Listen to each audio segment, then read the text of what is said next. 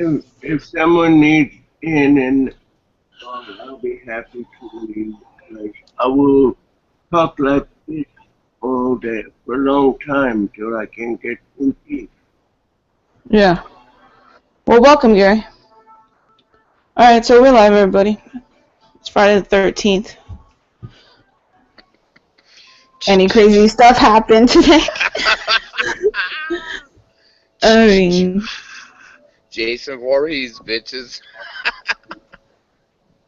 I don't know, right? Yeah, I've met some of these schizophrenics online before, even. Yeah.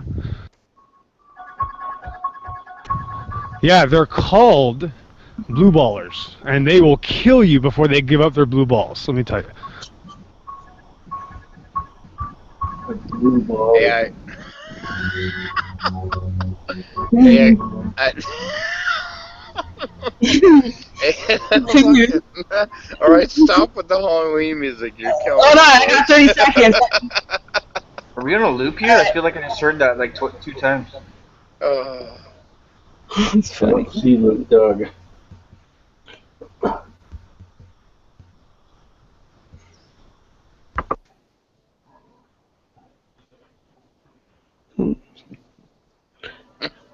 Dun, dun, dun, dun, dun, dun.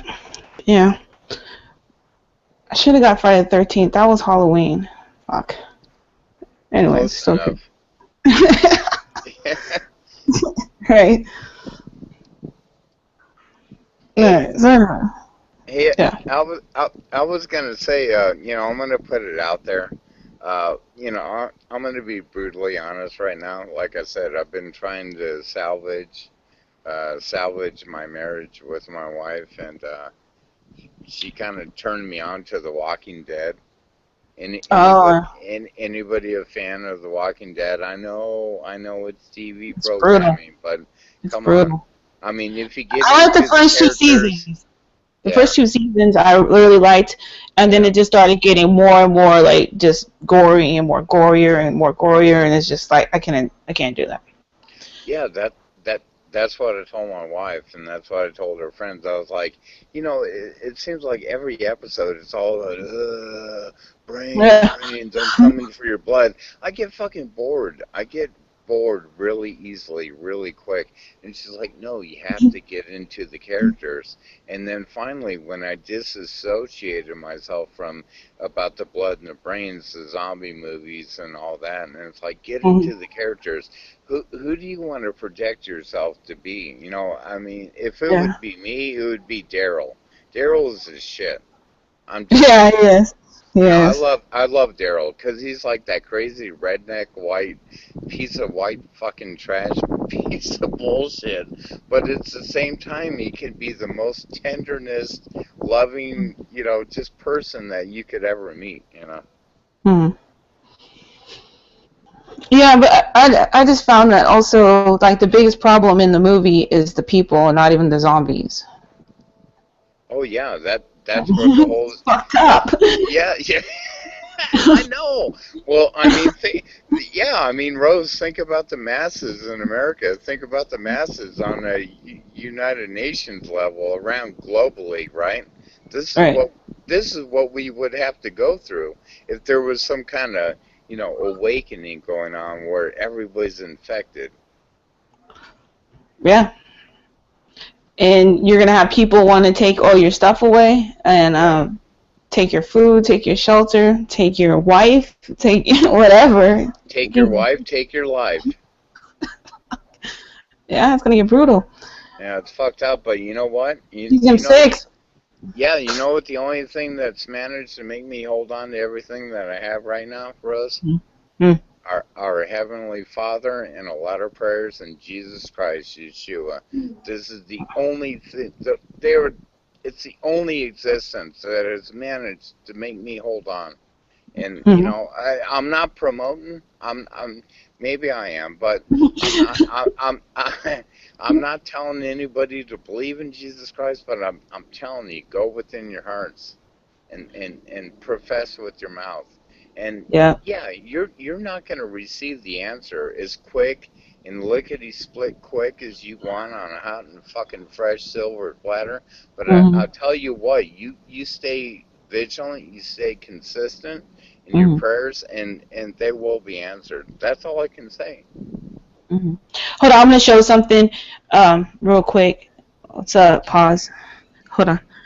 Let me see. No, I'm done. Who would have thought that Friday the 13th was yesterday after all that stuff with Prodigal and friggin' Luke Dog? Oh no, it should have been today. I didn't even realize. Actually, it went past midnight where I was, so it was today. Right off the beginning. Right at the damn beginning of it. So actually... Oh, that's true, yeah, right. Part of it was on Friday the 13th, you're right, yeah. Yep, so it actually was in right at the beginning. So when it, like, turned midnight... They worked their way up to it. Yeah, exactly. So are they going to get a divorce or have they, Seems like they're divorced. Yeah. Alright, hold on. I'm going to show this real quick. I think it's a lot worse than that. I think Prodigal said he was going to kill Luke Dog about like 50 times. Yeah. He did. Just real quick, you guys. Can you see it? As well. Now, of course, the information is literally coming out as so the information that we have is patchy Can you see it in here? Yes. Okay. And chaotic, but we're going to give you as much information as we have from the scene. We also have some initial photographs from Paris, which we're going to show you as well. Tragically, up to 60 are already dead, according to a CNN affiliate in the region. There are 6 distinct shooting Hello? locations. I can't see it anymore. Okay. Oh, let me see. Although there is a possibility that certain shooters moved from one location to another. Some are saying 2 shooting locations. I've heard up to 6. One of the situations is at the Bataclan Theater, where at least 15 have been killed, according to the Associated Press. Anywhere from between 70 to more than 100 people are currently being held hostage by somewhere between 6 to 8 shooters in that location alone. As well, there were 3 explosions near the Stade France. Some people have released vines that they took during the France-Germany soccer match that's going on there, and you can distinctly hear the explosions in the background. The president was at that soccer match. He has been taken away, of course. And there's scattered reports of police firing at certain rooftops in the 10th district and near the theater. And so at this point, we don't know how many of the shooters are currently still out there, how many might have been killed. The information is, as I said, patchy, and there are contradictory reports coming in from multiple media outlets. But considering the recent history of terrorist attacks in France, this is extremely disheartening for this to happen now. Yeah, CNN's Jim Betterman, he's based in Paris. He says that producers who's at the... All right. So what do you got? Anybody on the panel wants to talk, I mean, about that? Just, you know, they know anything, heard anything? So, We'll have loved ones there, everybody's safe, you know? I don't know anybody, but so essentially what the refugees, quote unquote, have gone into full invasion mode. Is that what's going on? Well, that's what it seems like. Yeah. James, do you know anything about it? Or Pill? Mike? Not really. I just noticed that a couple people are saying it's a hoax and whatever, and I haven't really looked into it too much. Yeah, 156 plus have died so far. Yeah. Sadly, you know. Yeah. That's why I want to talk about it. Well, yeah. What do you think? What do I think? I haven't looked into it. I just got a private mess. I'm hearing a playback. Thank you. That was annoying. I got an IM earlier from somebody who told me that this had happened. I wasn't even aware of it. I don't watch TV, so I get my news secondhand. Oh yeah, I don't have a TV, so yeah, I get you. Well, I have TVs. I just don't watch TV, and I don't have cable. I have like Netflix and my movies stuff. Anyways, yeah. So I haven't looked into it. I just felt that, you know, since it's happening right now, that, you know, it should be discussed quickly. You know, I'm not going to stay the whole night on this, of course. So I just wanted to see whether anybody else knows anything. They're saying that there's also shooters still at large at this point. I mean, they got the one guy in the theater where the What metal about Scott? band Does was. Scott know anything about it? I'm reporting it right now. Can you not hear me, Pillbox? Remember, he can't hear you. I don't know why. That's right. That's right. Oh, Scott can't hear me? I can't hear him, or is that how this works? I can hear you. You can't hear him. Oh yeah, Scott does the same thing every time. He uses the account that's an anti-pillbox account, and he only takes blue pills, and it shuts off my ability to hear him, and he can't hear me either. It's quite a conundrum he puts us in. So Yeah. That's not what I'm doing. I'll try to reload it, right, for his sake. I'll try to save him. I don't want him to get upset, so I'll try to come back, but it probably won't let me. So later, players. All right. Okay, for one, that's not what I'm doing. Okay. Well, people are watching. They know what you're doing. Okay, go. What am I doing? He was just messing with you. Go. Oh, okay. Anyway, so they're saying that there's still a couple of shooters that are still that are still at large. The one person they got in the theater claimed that he's from ISIS. Now that's unconfirmed as far as that being true, or he's just trying to do like a copycat thing.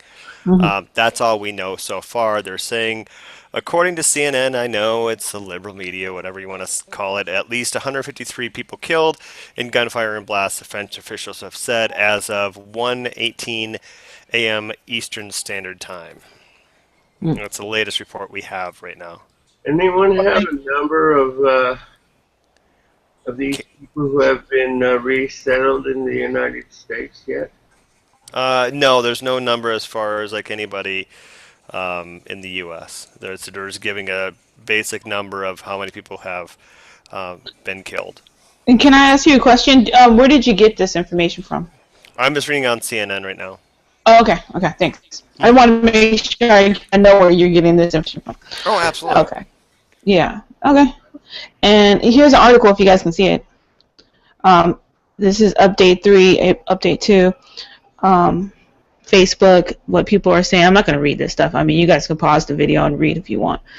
But basically, saying the same thing that Scott just said. And then, look, emergency buildings going up. They're using every single emergency vehicle. It's all the way up. That's a lot. Wow. From at least a few places. Good Lord. Okay. It's going to be like a fear campaign. You know what I mean? And they're going to put martial law, and they're going to start doing this all over the place. Yeah. We're going to find out, right? What? We'll find out. People scared. The guns. Oh, yeah. There's a war happening. That's right, Mike. There is a war happening. I mean, that's a different level on this, on anything like this that's tragic that happens, you know. It would not surprise me a bit if, in his desire to be king, that Obama would find his magic chance. He's been focused for all along. I can barely hear you, Mike. It's me. I'm sorry. It's Gummy. Oh, Gary. Sorry, I can barely hear you. It's Gumby.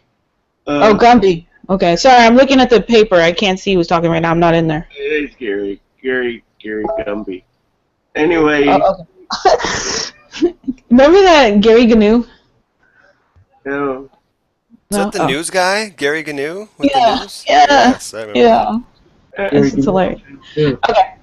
I've been wondering if Obama would find a way to declare martial law before he got his ass kicked out.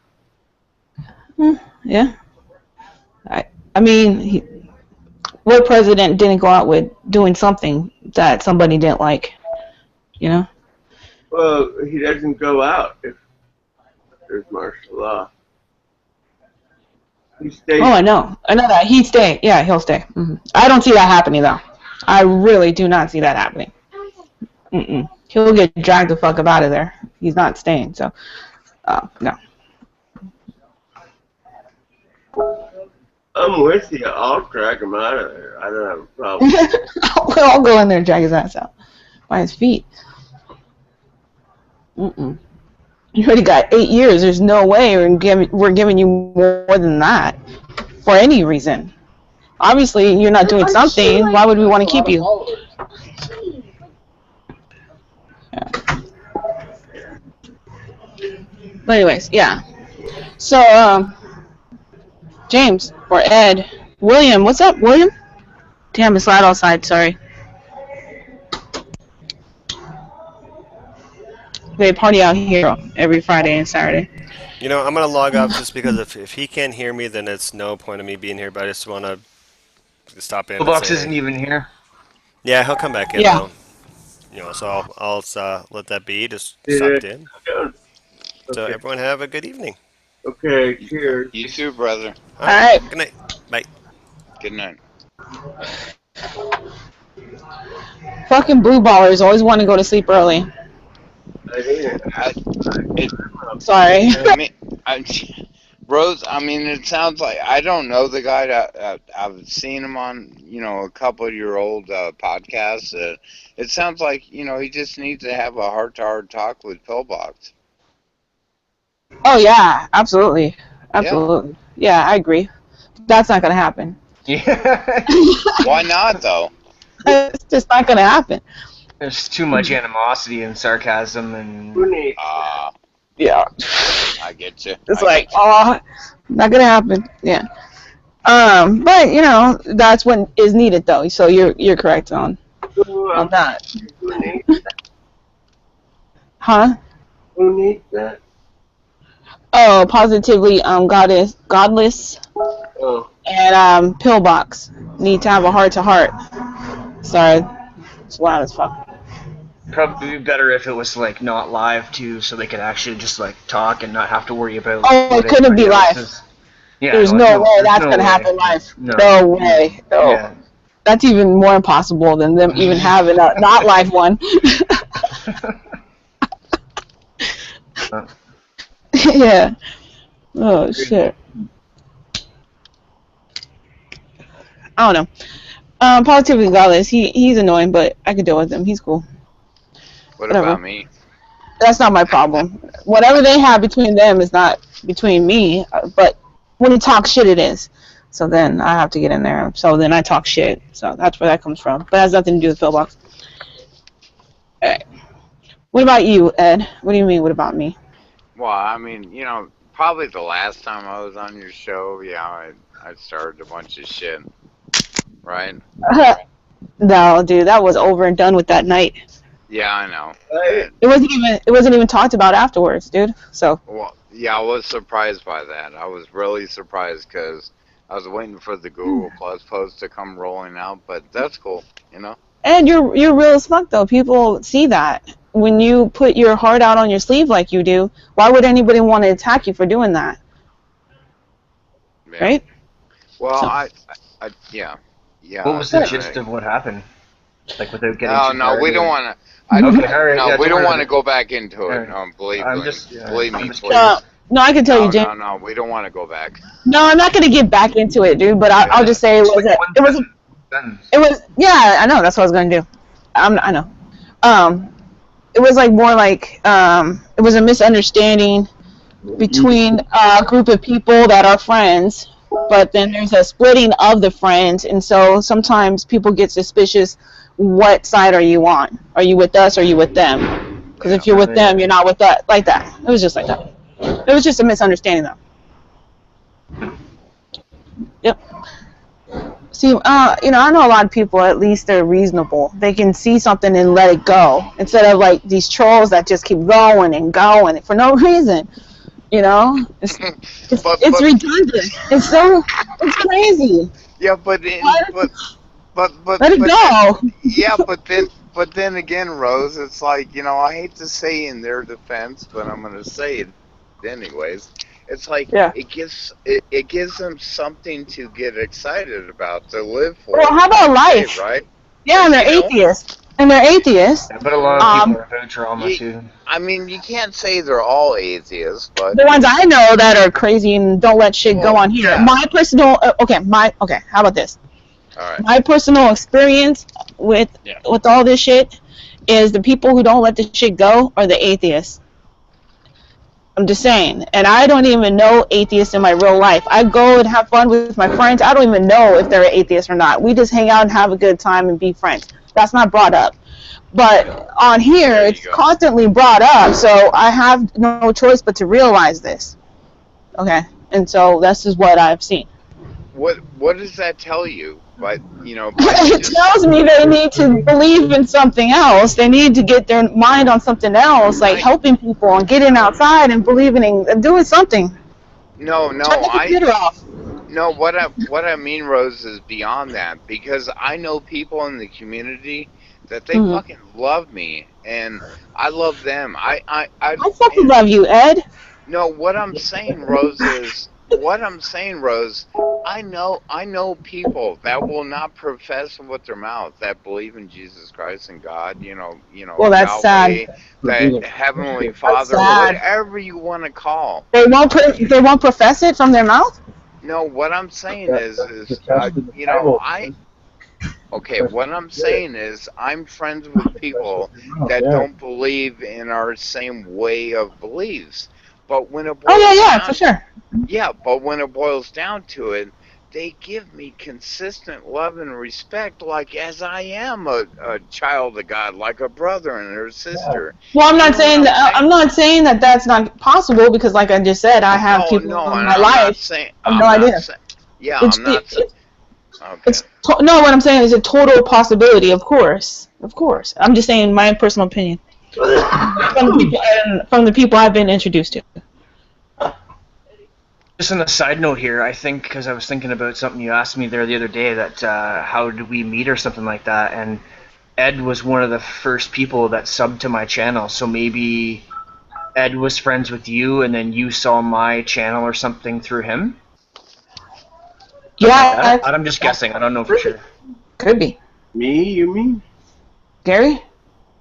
Oh, no, Ed. Ed is subbed to my channel. Oh, okay. I went back and looked. What's your channel, James? Tell people. James Samson, Samson. What do you talk about, in case somebody doesn't know who you are?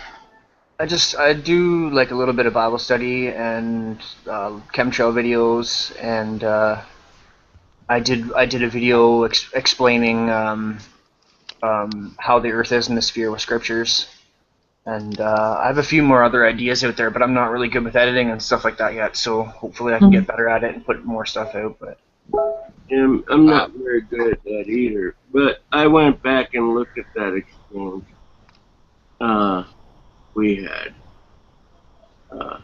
So I couldn't remember, James. I just, He was talking to Ed, though, Gary. Was I talking to James? No, Ed. Me. Gary, I know you through Watchmen for You. Oh, Watchmen for You. Okay. Yeah. Video is getting kind of. Yeah, that whole thing was just a misunderstanding. Anyways, I think it was. Yeah, I was gonna say, and when I went back and looked at it, it seemed to me like we just misunderstood each other. Yeah, it's all good. Yeah. Hey, what's up, Pill? You're back. Anything interesting happen? No, it's funny. Every time Scott comes in, I cannot hear him. I don't know why. It's one of those things God blesses me with. He's like, no, I'm not going to let your brains rot. So God shuts him off, and I can't hear him. I'm like, okay, well, I guess let me just rejoin. I tried to rejoin. I could not hear him. All he was doing was this. That's it. That's what he did to me. That's all I heard. I swear to God.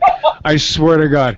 I shouldn't swear to God. I know someone's gonna call me out for that because I know I'm a Poe. It's better than GD. No box. I want to thank Mr. Mystery for being here, and who else? We got Ed. Yeah, Gary. I know Gary just has to interrupt me, doesn't he? Gary has to interrupt. Box. And who else? Mr. Not Random at all. I love that guy. Well, that's Ed talking to you, Pill. Hey. Ed, go ahead, buddy. You know what? Shit, man.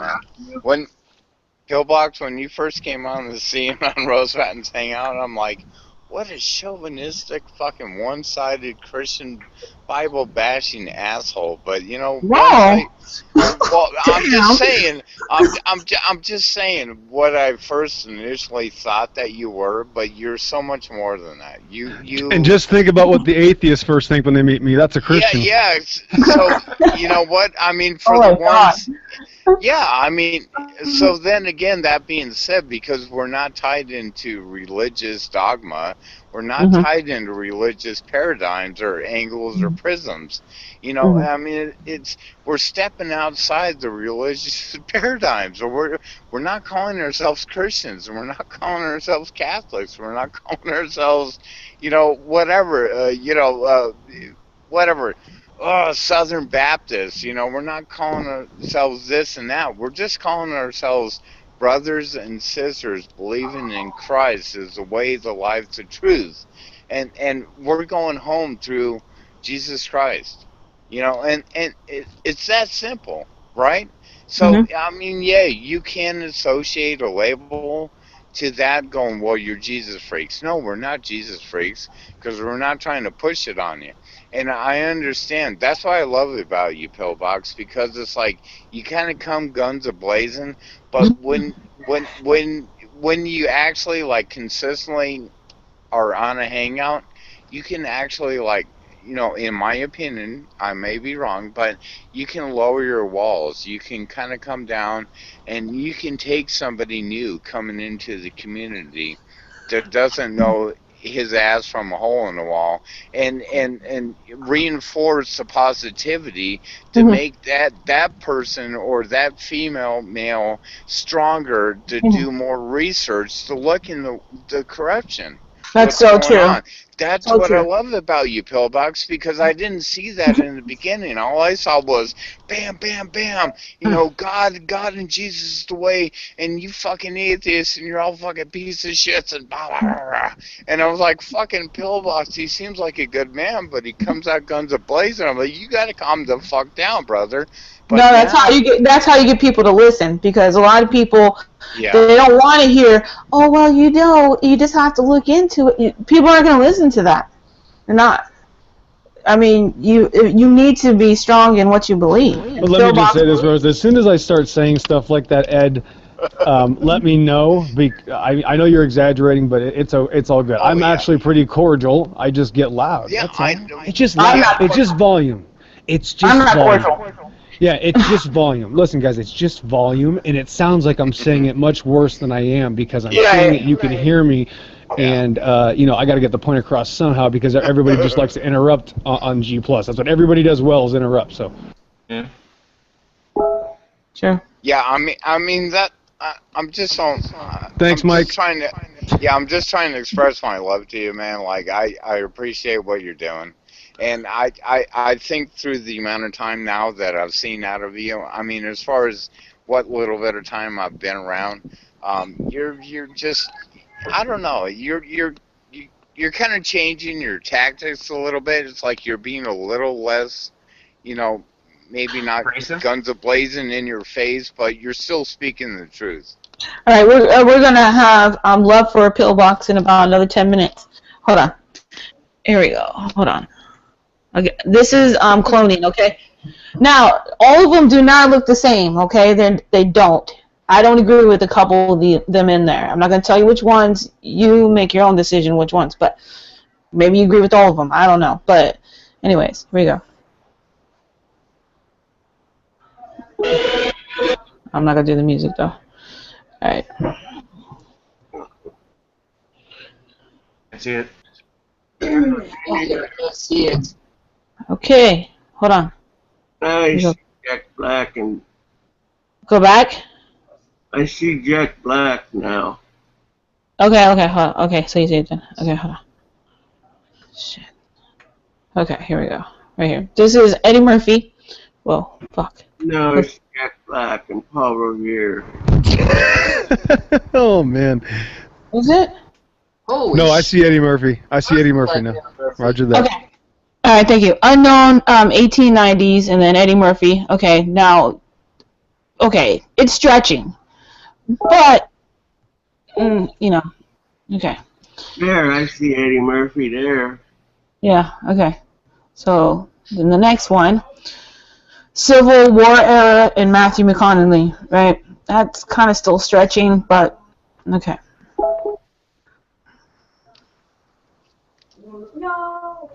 Actually, I shouldn't say anything. Okay, let me not say nothing.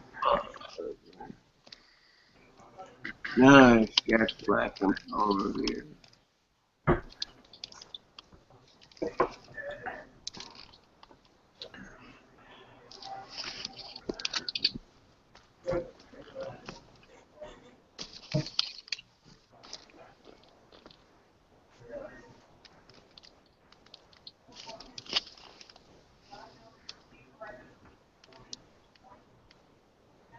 I was looking at this stuff yesterday too.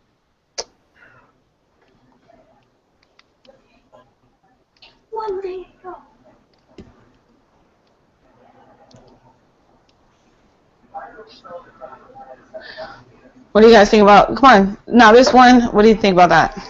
That was Might be close to him. The You think so?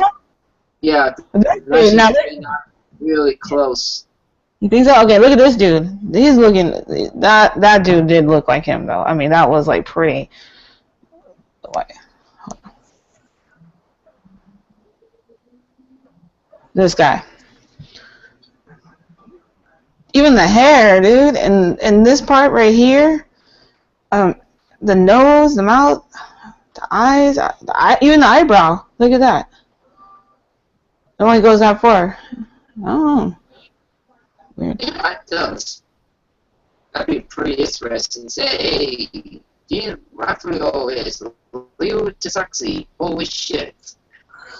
Now this is a painting, Revolutionary Era Redcoat, and you can see it has his essence in that picture. I mean, that is his essence right there. I see it. There's actually a better one of him. He actually has a different one too. It's more dead on. It's actually a picture though too. Yeah, it's an actual picture. Yep. Black and white picture. And look at this. This is Pope Gregory and Sylvester Stallone. You can even see the drooping in the eyes and the rounding of the eye right here. Oh, that's weird. Yeah, the chin. See the chin right here.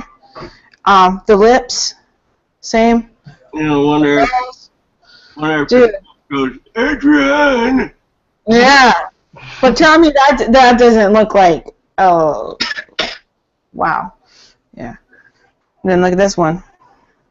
Got Facebook dude and a Philip. You can see the essence. Now, if you take this time period and you clone and you clone and you clone and you clone and you get to whenever he was born, then it would be not an exact, but you can still get the essence of it though at the same time. Right. Yeah.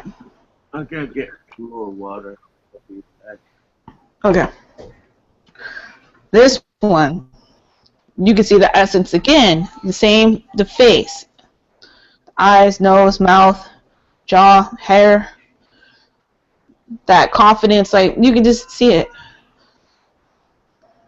Even the slanting of the eye right here. Right.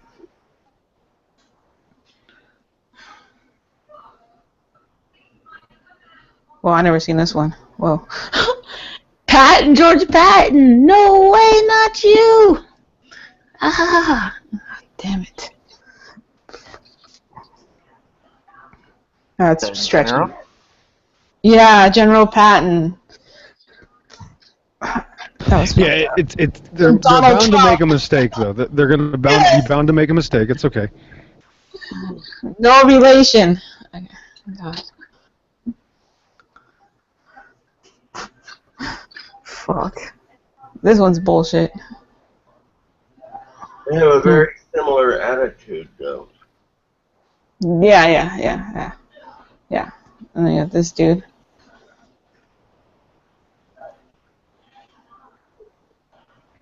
I'm stretching it.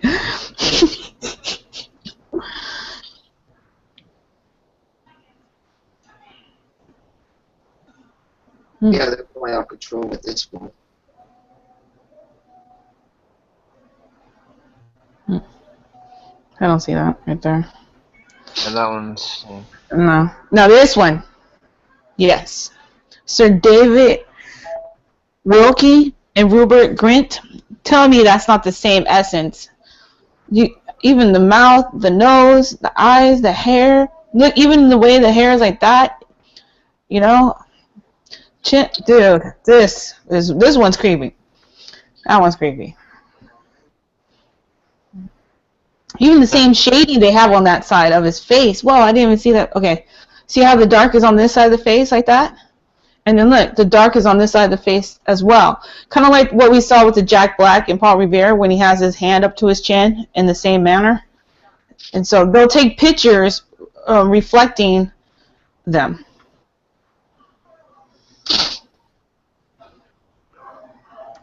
John Travolta. I'm going to make this a little bit bigger because hopefully you guys can see it.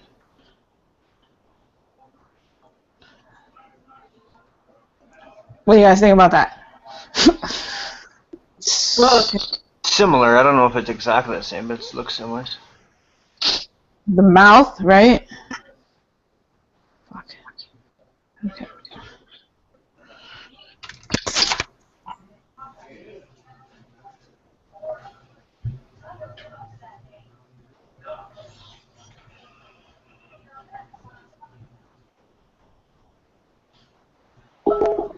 Oh, I wanted to ask Pillbox something.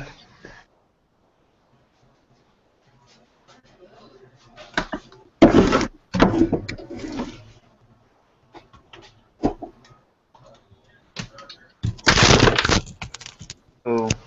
Sorry, I had to grab a charger. Oh, okay. Now see how I said like earlier how they try to depict the same kind of look? Look at these two. Look at them. Come on.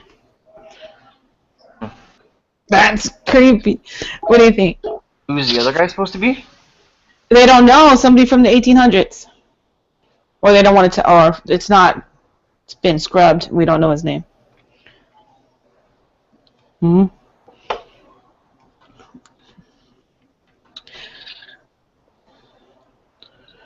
Oh, see, this is the other one I was talking about. Yeah, we saw that one. Or well, the other night, I mean. Yeah. Well, yeah. And he was asked on David Letterman. David Letterman asked him, he goes, you know, people think you're a vampire. And this picture, they want to know, is this you? And Nicolas Cage said, that's a dumbed down version of me. So he didn't say it wasn't him. He just said it was a dumbed down version of him. And you can look that up, David Letterman, Nicolas Cage, time travel photo. I'm sure you'll get it. They're showing that they don't age. That this, okay, if you look at the 1988, 1995, and 2004. I mean, but he's rich, so I mean, whatever. You can stay young. I can see it though. I can see the aging though. But anyways, all right.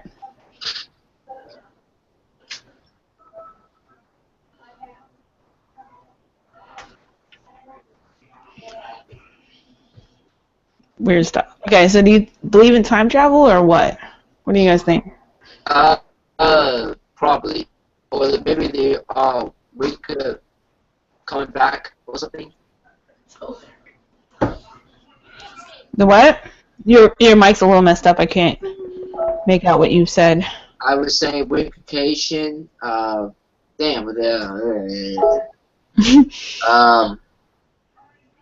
back from the dead. Come back from the dead, so like zombies or just no. It would not die. Come back to a different person. Reincarnation. Yes. But what about if it's not reincarnation and it's actually cloning? These people are against God. So if they're millionaires and they're making all this money and they're doing all these sacrifices and they sold their soul. And I showed a video last night about how they're scared to die. They know what the end is for them. They're scared. So they don't want to die. So they'll keep cloning themselves over and over again. And so it's a possibility that these people, instead of being reincarnated, are just cloning themselves. one of these days they're gonna make a mistake. They've made a lot of mistakes, dude. A lot. Of the A clone. lot. Well, they've already made mistakes because we're noticing it. I mean, I'm noticing it. I don't know if other people are. I am.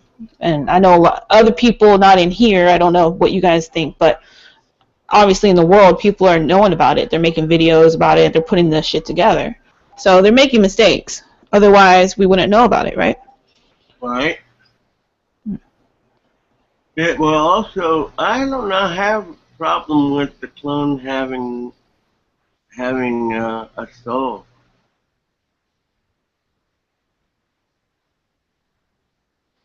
I don't know that that can be done. I don't know, though, obviously. Nobody, I'm not, it's not like something I can say for certain. Yeah, I'd have to agree with you, Gary, that even if they can clone, that it's not gonna have a soul. Nope. That's a fact. Yeah, even if they clone, they still have no soul. I mean, you need a soul to live, I think. Well, then they're really not dodging Satan and what happens to them after they die, because only the first time they die, as in move from one to another, is there a soul involved, and that soul doesn't get transferred. Yeah, I agree with that, but I think as I had a theory about, like, if they cloned, they would just kill the clone, harvest its organs, and then transplant them so they could live longer. That makes perfect sense. That makes sense. Far more sense. Keep yourself alive pretty much forever just by having perfect organs and such to transplant anytime something fails. Yeah, like I don't know for sure, but I mean, like, just look at David Rockefeller. He's already had 5 heart transplants. I don't know if they came from clones or not, but he's already had 5 heart transplants. So they're definitely trying to prolong their lives. Proving, of course, that if you're rich, you can have as many as you want, whereas if you're me, you might get one, and then they'll say, well, you had one. Not even just that. You'd probably have to wait 3 years to get it, or 4 years, or 5 years in a waiting list. Well, yeah, that was, yeah, that's on top of that, yeah.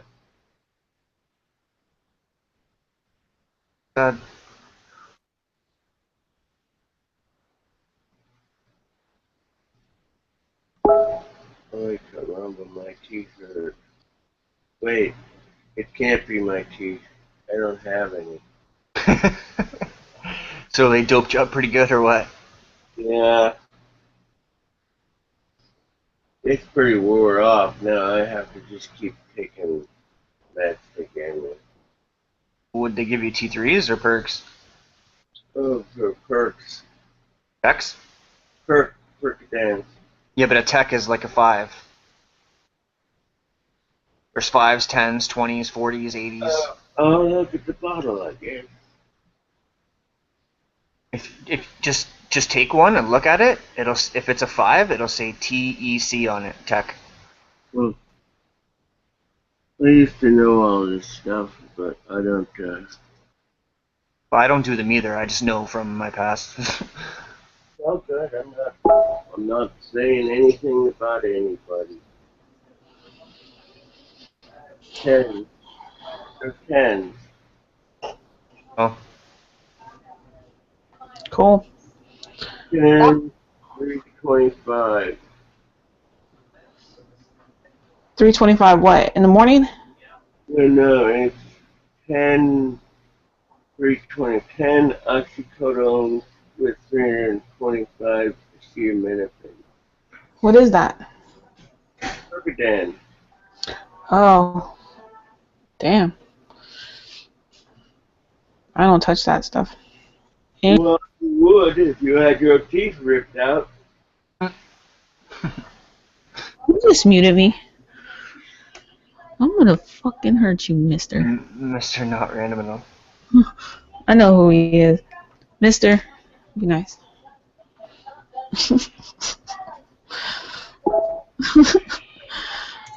Straight up. Alright, well, anyways. Yeah. Let me see what they're talking about in chat. Oh, is Pill coming back? I don't even know what happened. Oh, Yeah, oh, somebody's asking about Vigilant Christian.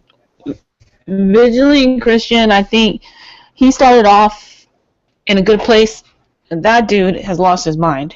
He I is watched a really good video on him. the sock puppet. Did you see that one? Oh yeah, that was with that? face like the sun. Yeah. Yeah. Oh my God! When I saw that, I was like, he actually did a video. Vigilant Christian actually did this video. This guy just covered it. That he turns into a sock puppet and he goes into a certain dimension with scientists, and then they start playing this rave music, dun dun dun, and you know that's bad. And I was just like, what the hell? And he says he's from God. Why are you showing stuff like this? No, I'm cool off that guy. Yeah, that's I unsubscribed immediately. Sorry, I unsubscribed. I was like, that's cool. like the tip of the iceberg, though. I watched a video by Neftali the other day, and I'm not even gonna explain all of it because it's too long and it's like an hour-long video. But like, I'll send it to you, Rose. You watch it, and then you tell like, you know, it's horrible what he was doing to him. He was like, he basically just backstabbed this guy like hardcore, and then when he realized that Neftali wasn't going to have anything to do with him, he tried to buy him. He tried to buy him off with $500 to get him to shut up. And What? Yeah, and this guy's got all the screenshots from all of it. What? Yeah, you want me to try to find the video right now? I'll find Hell it right yeah! now. Hell yeah! I want to see that. Even the first 10 to 14 minutes in, I was blown away. I was like, whoa, he really did that? Like, that's crazy, man. I need $500. I'll do what you asked me to do, but Gary's gonna pimp out. You want Vigilant Christian to pimp you out, Gary? Yeah, Gary, come on now, don't sell your body, buddy. It's okay. It's not that serious, Gary. I'll give you $500. Don't take nothing from him. He's wicked. You're not supposed to take money from the wicked. Right. I don't even know who the guy is, so. I know. You're better off. You are. Yeah, I'm cool off that. Yeah. Wow. I can't believe it. Like, well, I can't believe because we all start somewhere, right?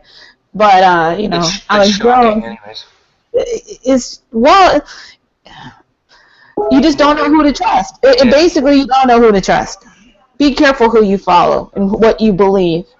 And, you know, straight up, like, whatever they're saying, look into it. You know, why are they saying that?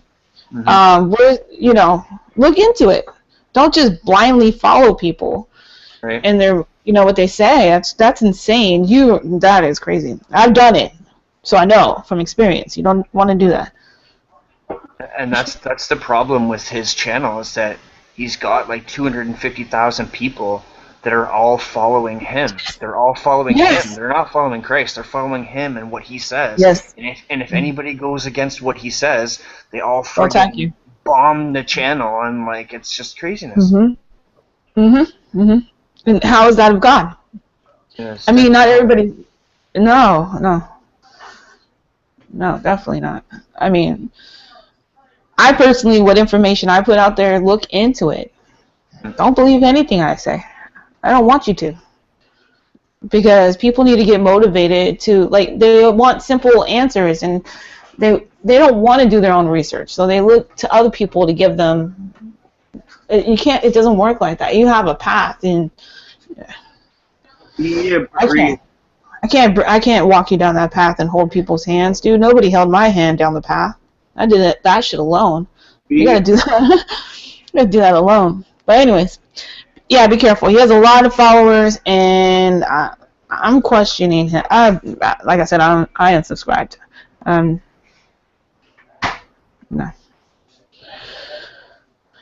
It was too much. Maybe whoever is telling him he should do that, he needs to fire them. He's being way misled, or he's being the misleader. Either way, Or something's going on. possibly both. Yeah, something's going on. Yeah, definitely. But all the videos on the side? Yeah.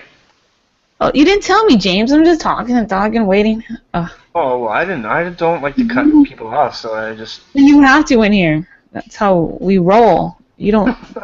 You won't be heard. Yeah, I'm Please, still new, cut so I guess I people gotta get used to it. Cut them off, dude. Yeah, I also can't really talk that loud either, because if I start talking really loud, then I'm gonna wake up the other people that are in their house, so... Well, you don't have to talk loud. You can just cut people off. Okay. Same time. Okay. So, let me see. Let's see what this dude is talking about. This is going to get good. Alright. Can you see it? Yeah. Yeah? For some reason, I can see it on your small square, but I can't see it on the big screen. Oh, wow. Okay, that's weird. I don't know why. I don't know if it's me or... Click me. That's why. Click me. And, no, I did. Even when I clicked you, I still only see... I only see your symbol. That's it. Okay, this might work. How's that? Works for me.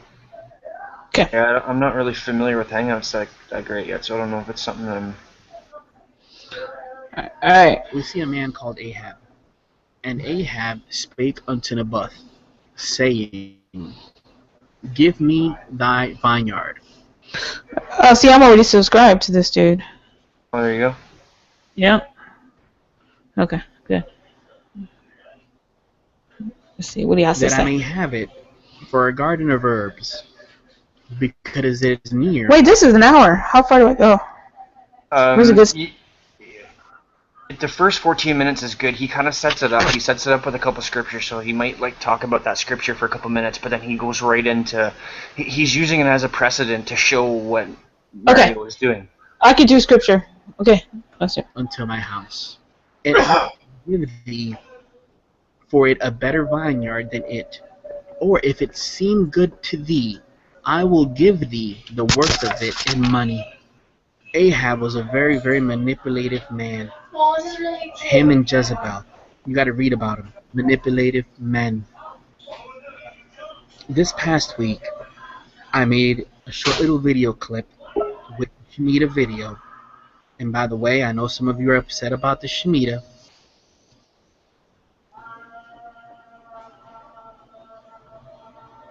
That's another topic for another day.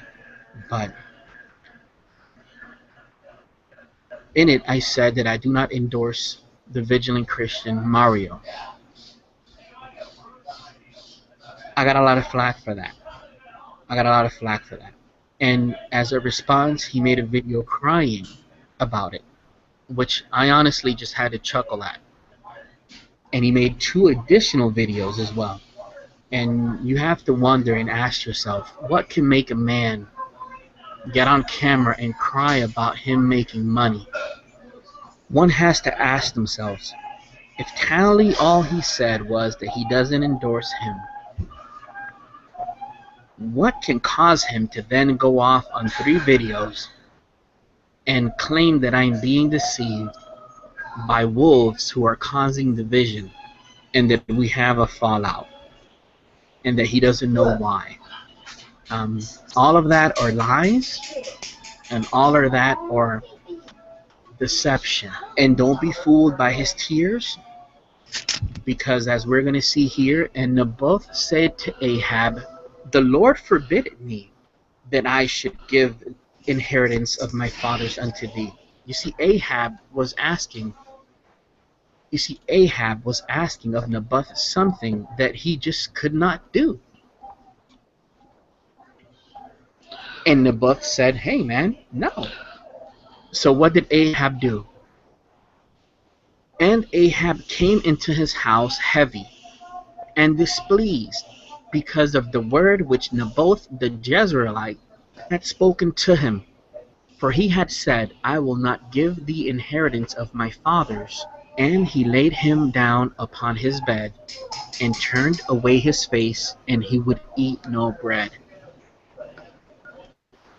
Here Ahab was throwing a pity party. Ahab was here throwing a little bit of a poor me little thing here. because Naboth would not compromise. So before you get all teary-eyed at the Vigilant Christian, understand that there's a lot more to the story. And the reason I have said nothing up to this point, it's gonna get good now. Proverbs 20:19, and there's many other verses, that goeth about as a talebearer revealeth secrets. Therefore meddle not with him that flattereth with his lips. Well, I like that I one. was witnessing to Mario for a long time. And he's known of my disagreement with the things that he does for a long time. And I wrote him finally this past week after I had seen enough and said, you know what, dude, don't mention me in your videos, don't do any of that stuff because enough is enough. But I'll read all of that to you shortly because it didn't just get to this point overnight. It took a long time.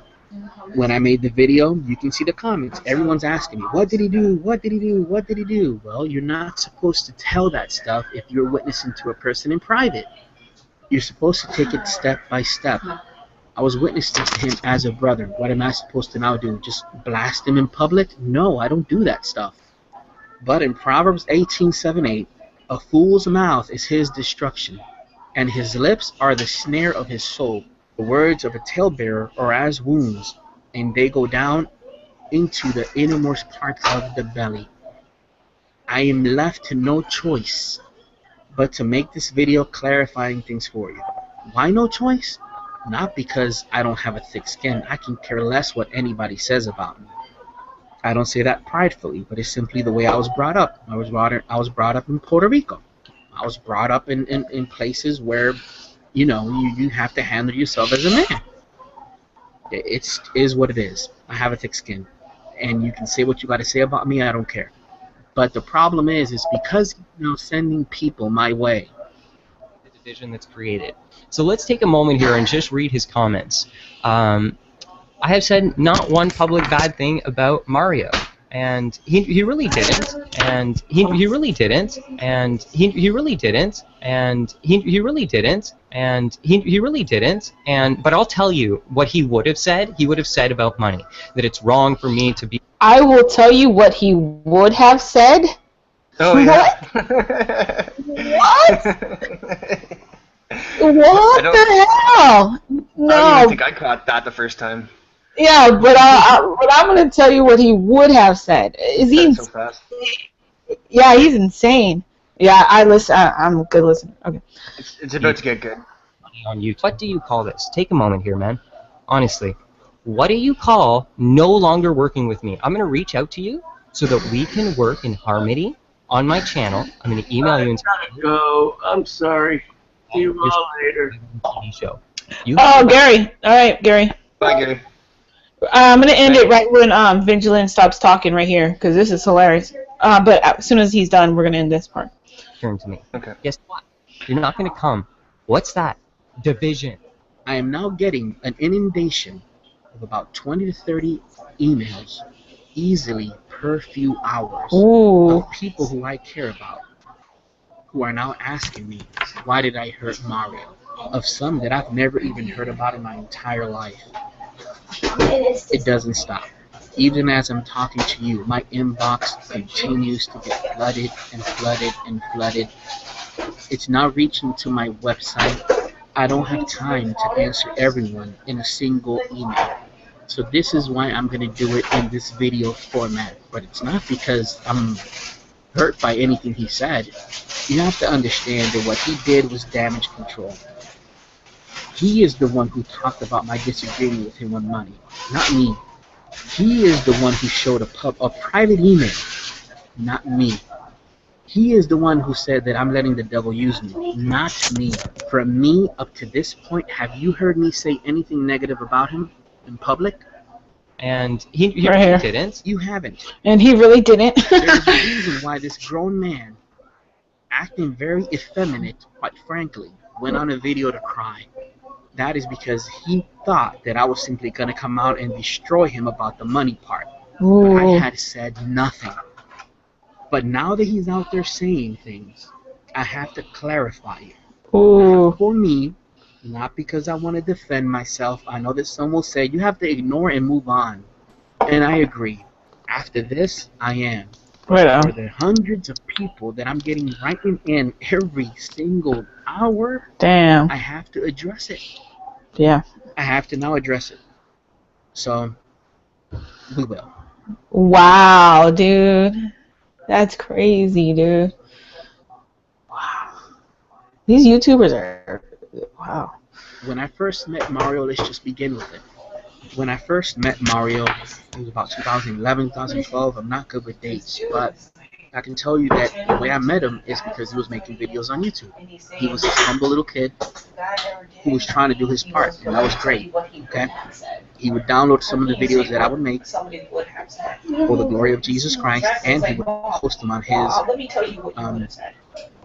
his channel, right? And I was okay with that. I was monitoring it to make sure that he wasn't putting anything like that or anything like that. I don't care about that. Anybody can YouTube my videos and do whatever they want. So long story short, he posted a video on YouTube, on Facebook of him crying, and I fell for the crying. Granted that through all of this, I had always seen that he would get with one girl and publicly announce her as his girl, so people would add her as their friend. And then as soon as a week or two happened, he would blame them for their breakup. And I was like, that's just so odd, but I said, you know what, he's a young kid, we've all been young and we've all been single. You know how it is. So he made a video crying. And when he made that video crying, I'll play it right now for you. I felt very bad for him. Brothers and sisters, this is Mario, and I wanted to make a video here because I'm needing a prayer request. I am struggling with some serious worry and anxiety, and I have my whole life. This is something that I've been dealing with since I was 17. There was a point where I would have like these crazy anxiety attacks every single day of my life, and it was so hard. I'm really happy. As you saw in the video, it's a very emotional video. I felt horrendous for him. For crying out loud, I wanted to go to Canada, right? And it's going to be all right, little Mario. You okay, buddy? A week later, I believe, or 2 weeks later, he posted a comment on Facebook saying, okay, this last part. If you feel led to equip this ministry, we are like to expand, whatever. You know how he always says that he needed to, some of the goals that he wanted to achieve was a studio, a website, and that if anyone felt led to equip the whole thing. It's about to get good. I wrote him and I said, you know what, dude, if you need a website. It's about to get good. Yeah, I'm hearing it. I'm like, I don't want people to get bored, but this is good to me. Yeah. All right. Hold on. Right? Being that you're asking the body of Christ for funds for it, why don't I just build it for you for free? Wow. If you're struggling with money, we'll set it up for you. Wow. And I set up the VigilantChristianMario.com. Wow. You've seen it on the screen. And he actually went ahead and shared the link to that website publicly. So this is public information. So I went ahead and I started working on the website. I went ahead and took a day off. I worked on the website. We went ahead and built the website for him. I got other people involved. I got Sonny involved to make him a good logo. I got my sister Susan involved so that she can start spending hours of her time to fill the forums out with information, new member information, community general discussion, devotionals, healthy living. It's a lot of work. That's that healthy living. Yep. I do computers, technology, and this is a lot of fucking work. For somebody to do that for you, wow. Just wait till you hear what he did with it. Oh shit. Once again, he's a grown man. He wakes up every morning and shaves. He can make his own decisions. Just as I can make my decision not to endorse it. So I don't trip on the vegan stuff. That's all him. So anyhow, we set everything up for him. We prepare everything for him. I tell him, okay, we got to meet up. We got to talk about this, and maybe on Skype. So how to? What was that? I don't know. Cut out though. Yeah, that was weird. Okay. Actually set up the website because it's already prepared for you, as you can see on the screen. It wasn't a fancy site, but it was pretty decent. He didn't even have a logo back then, and we made it for him so that he could have something. It had profile pages, it had messages, it had inbox, it had chat, everything. So Saturday comes. We're supposed to meet up, I believe, 6 or 7. He doesn't show up. I inbox him. I tell him, hey, dude, I'm busy, dude. Are you going to meet up? Or what's up, man? At least tell me what's up. Give me another hour. Okay. I'm paraphrasing here, by the way. Right. So he doesn't show up on Saturday. I'm like, all right. Sunday comes. On Sunday, I cancel a couple appointments. And this was in 2013, I believe, mind you. I cancel a couple appointments. And then we move into him supposedly meeting up with me and nothing. So I said, okay, he's just a young kid. He doesn't know what he's doing. He's immature. Who cares? Right. At that point in time, I went ahead and I sent them a message, Vigilant Christian Mario, on our website. That Vigilant Christian Mario profile where you see where it says 2, I made that for him on the website. I gave him his username. I gave him his password so that he can log into his own website, and I gave him that on Facebook too. Wow. And I gave him all of the information. I told him, listen, the website, I set it up for you for 2 months. I can't afford to be paying a website for him, so I said I paid it for 2 months. After that, I got him a good deal. I think it was like $10 a month. It was a great deal. Nice. I gave him the cPanel login. I gave him everything, and I sent him an email on Facebook with all of the video tutorials. I told him, listen, I was going to show you this weekend, but being that you don't have time to help me walk you through your own website, which you needed, wow, you asked for funds, right, to make it, and I did it for free, right? We did it for free. Fuck. Then here's some video tutorials on how you can manage it. Peace out. Anyways, long story short, I go to the website a couple of months later just to check it out because it was about to renew and I couldn't let it renew on my credit card. I can check things out. I checked. He hadn't even logged into the website. Not once. Wow. To the point that if you see on the main page, look at the post by Sonny. So, is TVC going to post here? Why? Because Sonny's asking. You asked me to do a logo for him and now he hasn't even come to the website? We all worked hard for it. Right. And even then, I was sticking up for him. I said, I don't know, bro. I really don't know. But at least he has the website for Jesus should he need it. Other people even passed by because of the fact that he had given them the link. And they were like, is this Mario's website? I was like, hey, I don't know. Go talk to him. Mario ended up taking a break. At that point in time, he left. And the website, kaboom, nothing happened, which is okay. What I'm trying to share with you is that this is in 2013. It has gradually built up to the point that I've tested his fruit all along. Wow. And now to the point that I've said, you know what, enough is enough. This I justified as being young and naive. Who cares? So we move on. As time progresses, he knows my stance on my thoughts on ads, on videos. He knows my stance on that. And I'll share more about that in a few. But on about June 11th of the following year, I had made a video on Calvinism. And he went ahead and publicly started talking about me on Facebook. And he said, you can read the whole thing, pause it and read it. Just to give you a little highlight part. I have asked Hallie to come. What did I say? You can stop it there if you want, but I mean, it gets so much more worse than that after that. Like, wow. I'm going to share this on my Google Plus. Yeah, like when you get time, go back and watch the rest of that. Oh, I will. Like and anybody else who's interested, you see what it looks like. I'm posting it right here. All right.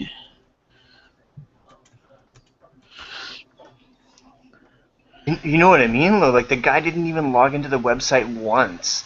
Natalie spent, like, a whole day, and other people spent their time on it, and he put money into it, and the guy didn't even log into it once. Yeah. He's got it all. He's got it all documented. Like, that's so bad. It's really bad. That's worse than the sock puppets. Oh, and like, I'm seriously, go back and listen to that whole thing. I am. And I'm gonna listen to the whole thing as soon as I get off of here. Actually. Yep. Wow, that's crazy. But see, that's again, you have to be careful who you trust. You're following these people are, subscribing to him and listening to what he has to say, and this is what he's doing to people. I mean, come on. He, like you said, I was testing his fruits the whole time, and it was never coming up. And he still kept doing it. And you can hear it in his voice too. That hurt him. He's saying it didn't, and he's strong and stuff like that, but I can hear it in his voice. It did hurt him on some level. Natalie, you mean? Yeah. Yeah. Yeah, you can hear it. Yeah, I would agree with that. I don't think he probably didn't go and cry over it, but No. It probably did bother him, yeah. Yeah. I know it bothered me. You know, someone did that to me. I'd be like, wow, this motherfucker. But yeah. Ed, you still there? What do you know about Vigilant Christian, Ed? I know you know who he is. Hello? Yeah. You know about Vigilant Christian, right? Yeah, I don't want to get into him. Alright. I don't know. Fair I enough. mean, I'll be honest. There for a while, I kind of was like, yeah, he means well, but it's, I don't know. I don't want to badger anybody. I don't know. Is he totally full of shit? Is he somewhat real? Is he kind of in between the black and white area? Is he in the gray area? It's like, Well, are yeah. we gonna Sometimes, judge him? sometimes, Are we gonna discern him? yeah. That's a good point, because sometimes people come out, they start out as being good and having good intent, and then they get a group of followers, and then they go a whole different direction, and the followers are going that whole different direction with them when they should let go. Yeah, because you got to keep in mind too that because when did Mario get really big? I mean, he's only gotten big over the last couple of years, right? Well, yeah, because Round Saturn's Eye and him were, and White Rabbit, that whole Right. group, and Dabu77 is starting to get in there. That whole group, they were doing things. It was like it was a progression, and then they all went off on their own, boom. But Because Neftali's basically known him since before he got really big, right? Right. So and these are the types of things that you see, like Ed. Seriously, just go watch that whole video. It'll blow your mind, like the things that he did to that guy. It's not right.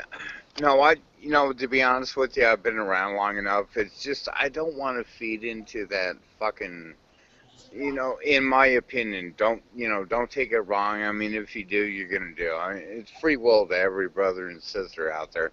It's just, I've been around long enough now. It's like, I'm fucking tired of it all. It's like, I understand exposing somebody, hashing this shit out. Are they going to apologize? I don't think it was about exposing. I think it was about trusting someone who didn't deserve it.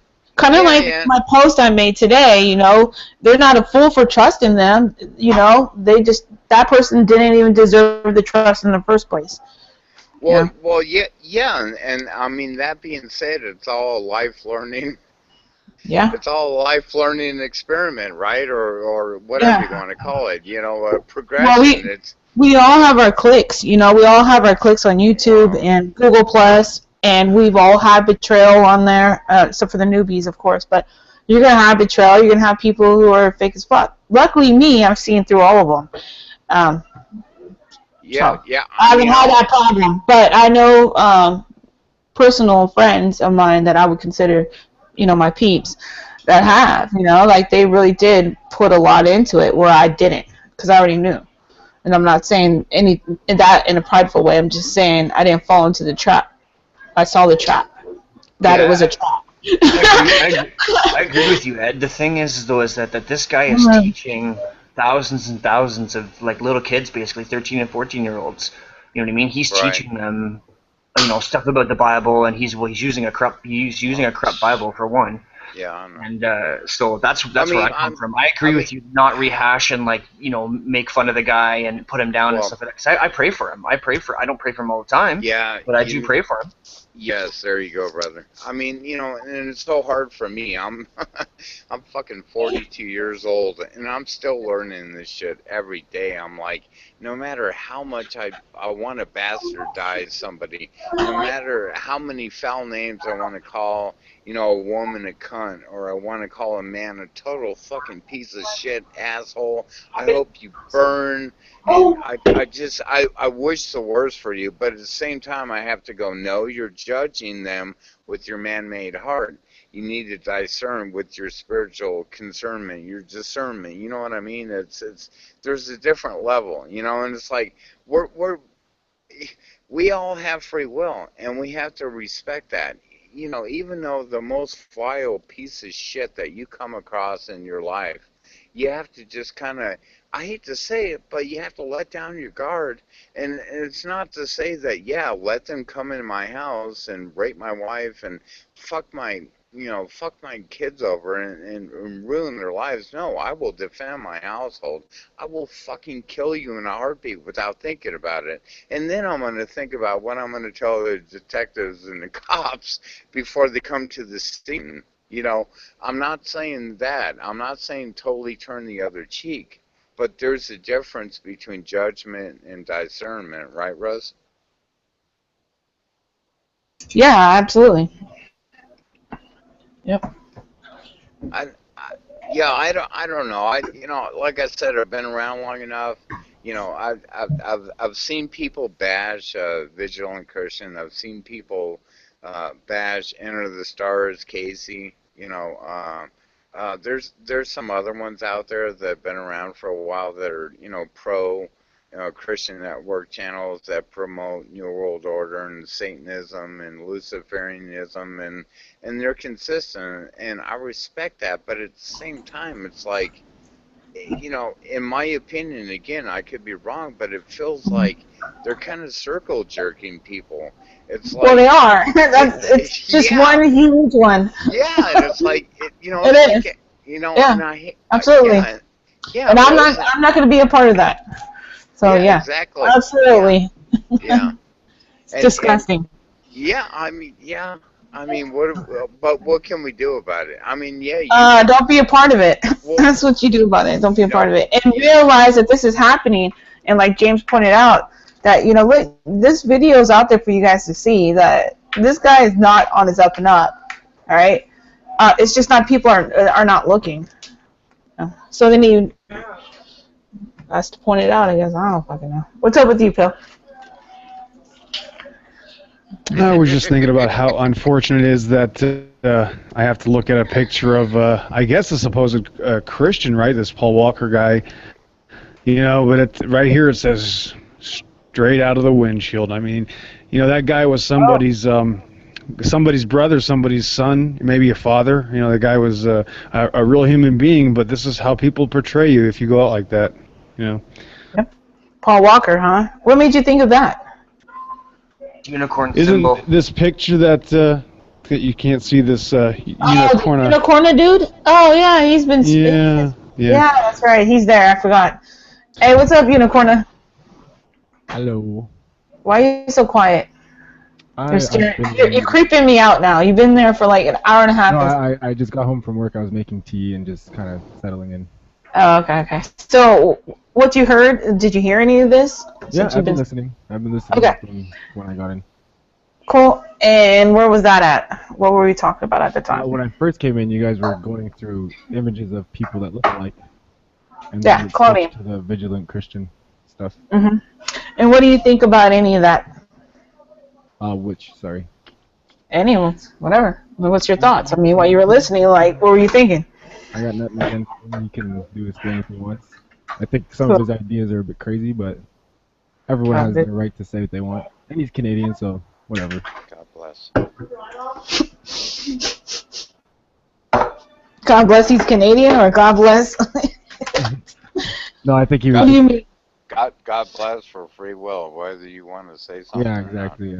Yeah, you can say what you want, like, but the thing with the internet beef, I don't find that stuff interesting.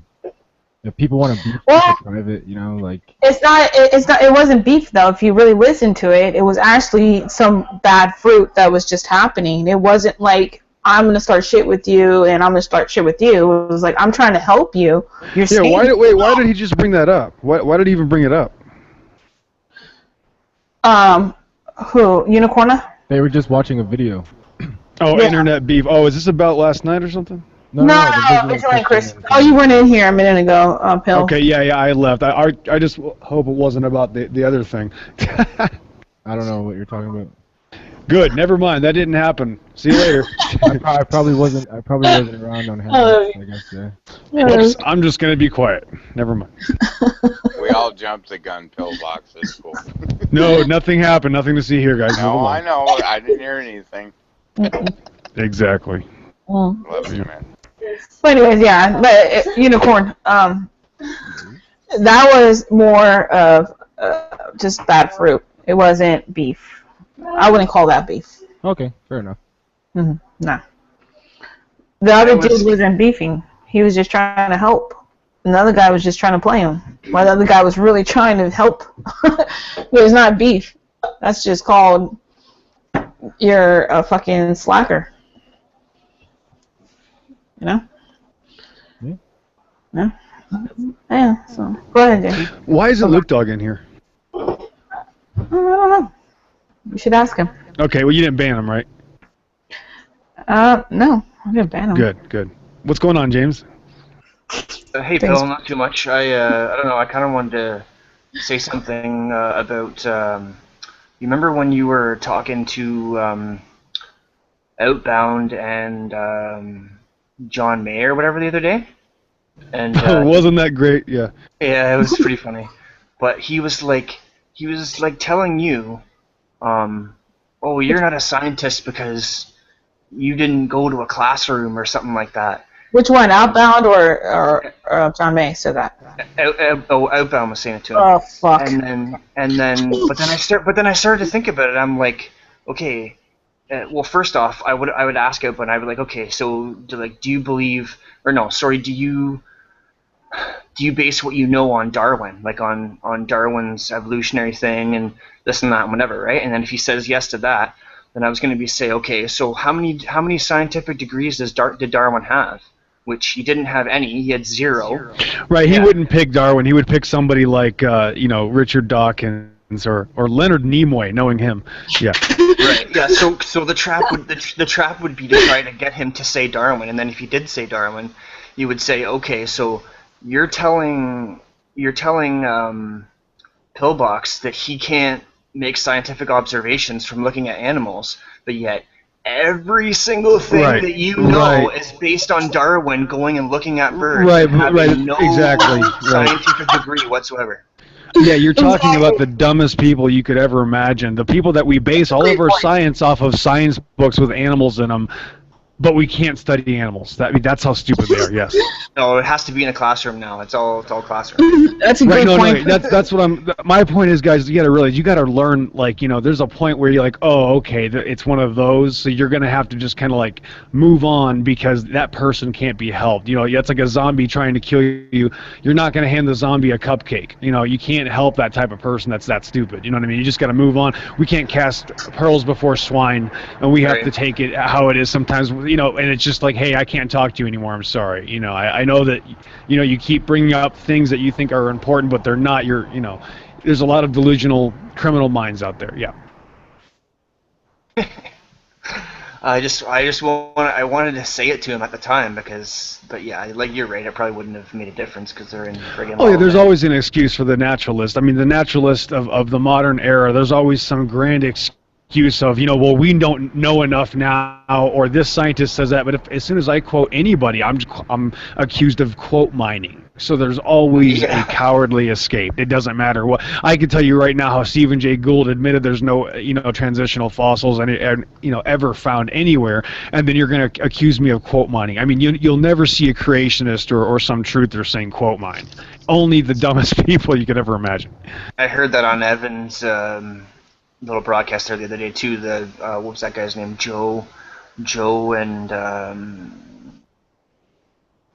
the other guy's name is, but they were saying the same thing too. Oh, quote mine. They even have a site called Quote Miners or something like that. Or I can't remember what Joe said. He said, "Oh yeah, it came up on quote miners or something." Right, and imagine what type of people control all of the quote mining websites. What type of person do you think that would be? Right. I mean, every single one of them. I mean, it's like, well, you're using biased sources, creation of sources. It's like, really? Like, you're not using using biased sources for everything you're saying.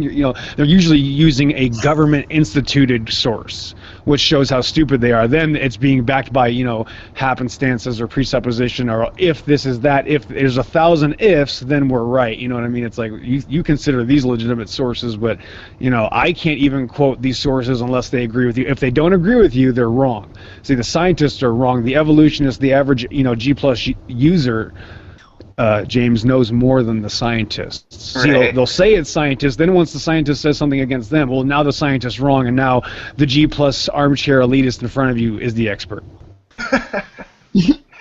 That's a good point, too, because, like, in Newton's Book of Principia or whatever, it's like, he says if, like, I don't know, I can't put a number on it, but it's like 1,000 times or something like if this and if that and if, you know what I mean? It's like... Right, it gets pretty scary. I got one of the evolution books that I read regularly because it's just a really nice version. It's for undergraduates. It's on one of the pages that talks about having hope. It literally uses the word hope to find out evidence for the origins of these things. Hope. Yep. It's kind of like what I heard Vigilant Christian say. Let me tell you what he would have said. Oh, yeah. That is fucking a classic. I've never heard anybody say any shit like that. I mean, what the fuck? That just blew this right there. That's all I had to hear right there. Let me tell you what he would have said. No. Fuck. Where the hell is he coming? Where's his brain? Oh my god. Alright, Pillbox, they want to know, is that a water dragon? Truth Freeze. Yes, it is. And Truth Freeze wants to know, evolution versus creationism is the root of the battle. Oh, I would say it actually goes beyond it. I used to believe that, but it turns out that just normal psyops that have controlled the world are actually the front line. It's the mainstream. It's what they're hiding right underneath your nose. And the awakened people know exactly what I'm talking about, what they put right underneath your nose, and it's not the TV. It's actually the general, it's the brainwashed consensus of Western societies to believe that they are on a spinning ball. Heliocentricity. Right, instead of believing in the geocentricity that all the society and mankind did phenomenal for 5,000 years, understanding that they were on a flat plane, building the pyramids, mind you. So if you want to think that you're smarter than those people. And also Truth Free says, Kent Hovind lecture video number 5 is the one to see. 1 hour 23 minutes in, one of the feds came in and seized. One Fed came and seized before he was in prison for 9 years. Oh yeah, they got him good. Yeah, I was there calling all kinds of places, weren't we? About 3 months ago, Rose, before he got out of jail, about 4 months ago. Yeah. Mm-hmm. Yeah, Rose and I were actually one of the few people. I think it was, and Rand Campbell was involved in 2014. Speaking out against Kent Hovind being in prison. We had a big part in that for about a good month and a half. So God bless Kent Hovind. I love Kent Hovind. God bless him, absolutely. But I hate to say this, but I'm going to be honest. I don't care if you're Christian or atheist, no matter what. It's just about the truth. He is wrong on that subject, and he does need to show a little bit of humility and kind of put his pride down and look at things honestly, because that's what this is all about, is just being honest. I said the same thing until I was honest with myself. All I get attacked from is people not being honest with themselves. It's very easy to see because I already went through the psychological experience of believing that I was on a spinning ball, so I already know what you're thinking. So you guys got to be open-minded about it. I love Kent Hovind to death. I've called his family. Even 6 years ago, I called their family up, and I talked to Kent Jr. for a while about a situation when I got started. Yeah, it's weird, getting started on my path. I've known the guy and his family for a long time. I love him, but I really wish that he'd change his mind about re-looking at about his creation. Because creation, you got to realize, the reason it's such a big deal, and everybody asks that, the main question is, why is this subject such a big deal? And I'm sorry that I'm ranting. No, go ahead. The reason it's such a big deal is because you actually grasp just how great creation is. Because you're cutting yourself short. Not only are you spreading lies, Satan's lies, and you're cutting yourself short. You're not realizing just how special this creation is. It's much more impressive once you realize it's all here. and it's much more amazing, and it's the fact that we don't know what's on the other side of the edge. We don't know what's underneath us. We don't know how because of the fact that we've been lying to ourselves. We think we have it figured out.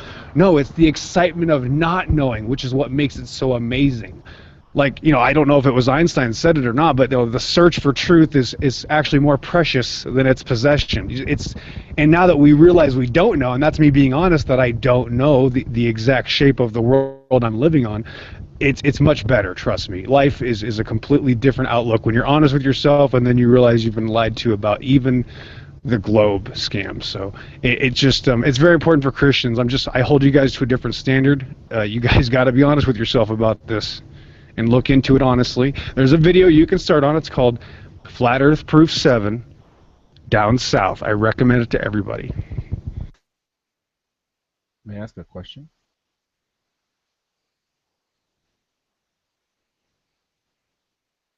Ooh, everybody's muted. Yeah, go for it, Unicorn. Yeah, no, I just wanted to know, was Kent Hovind unlawfully imprisoned? Or did he go to jail for a legitimate reason?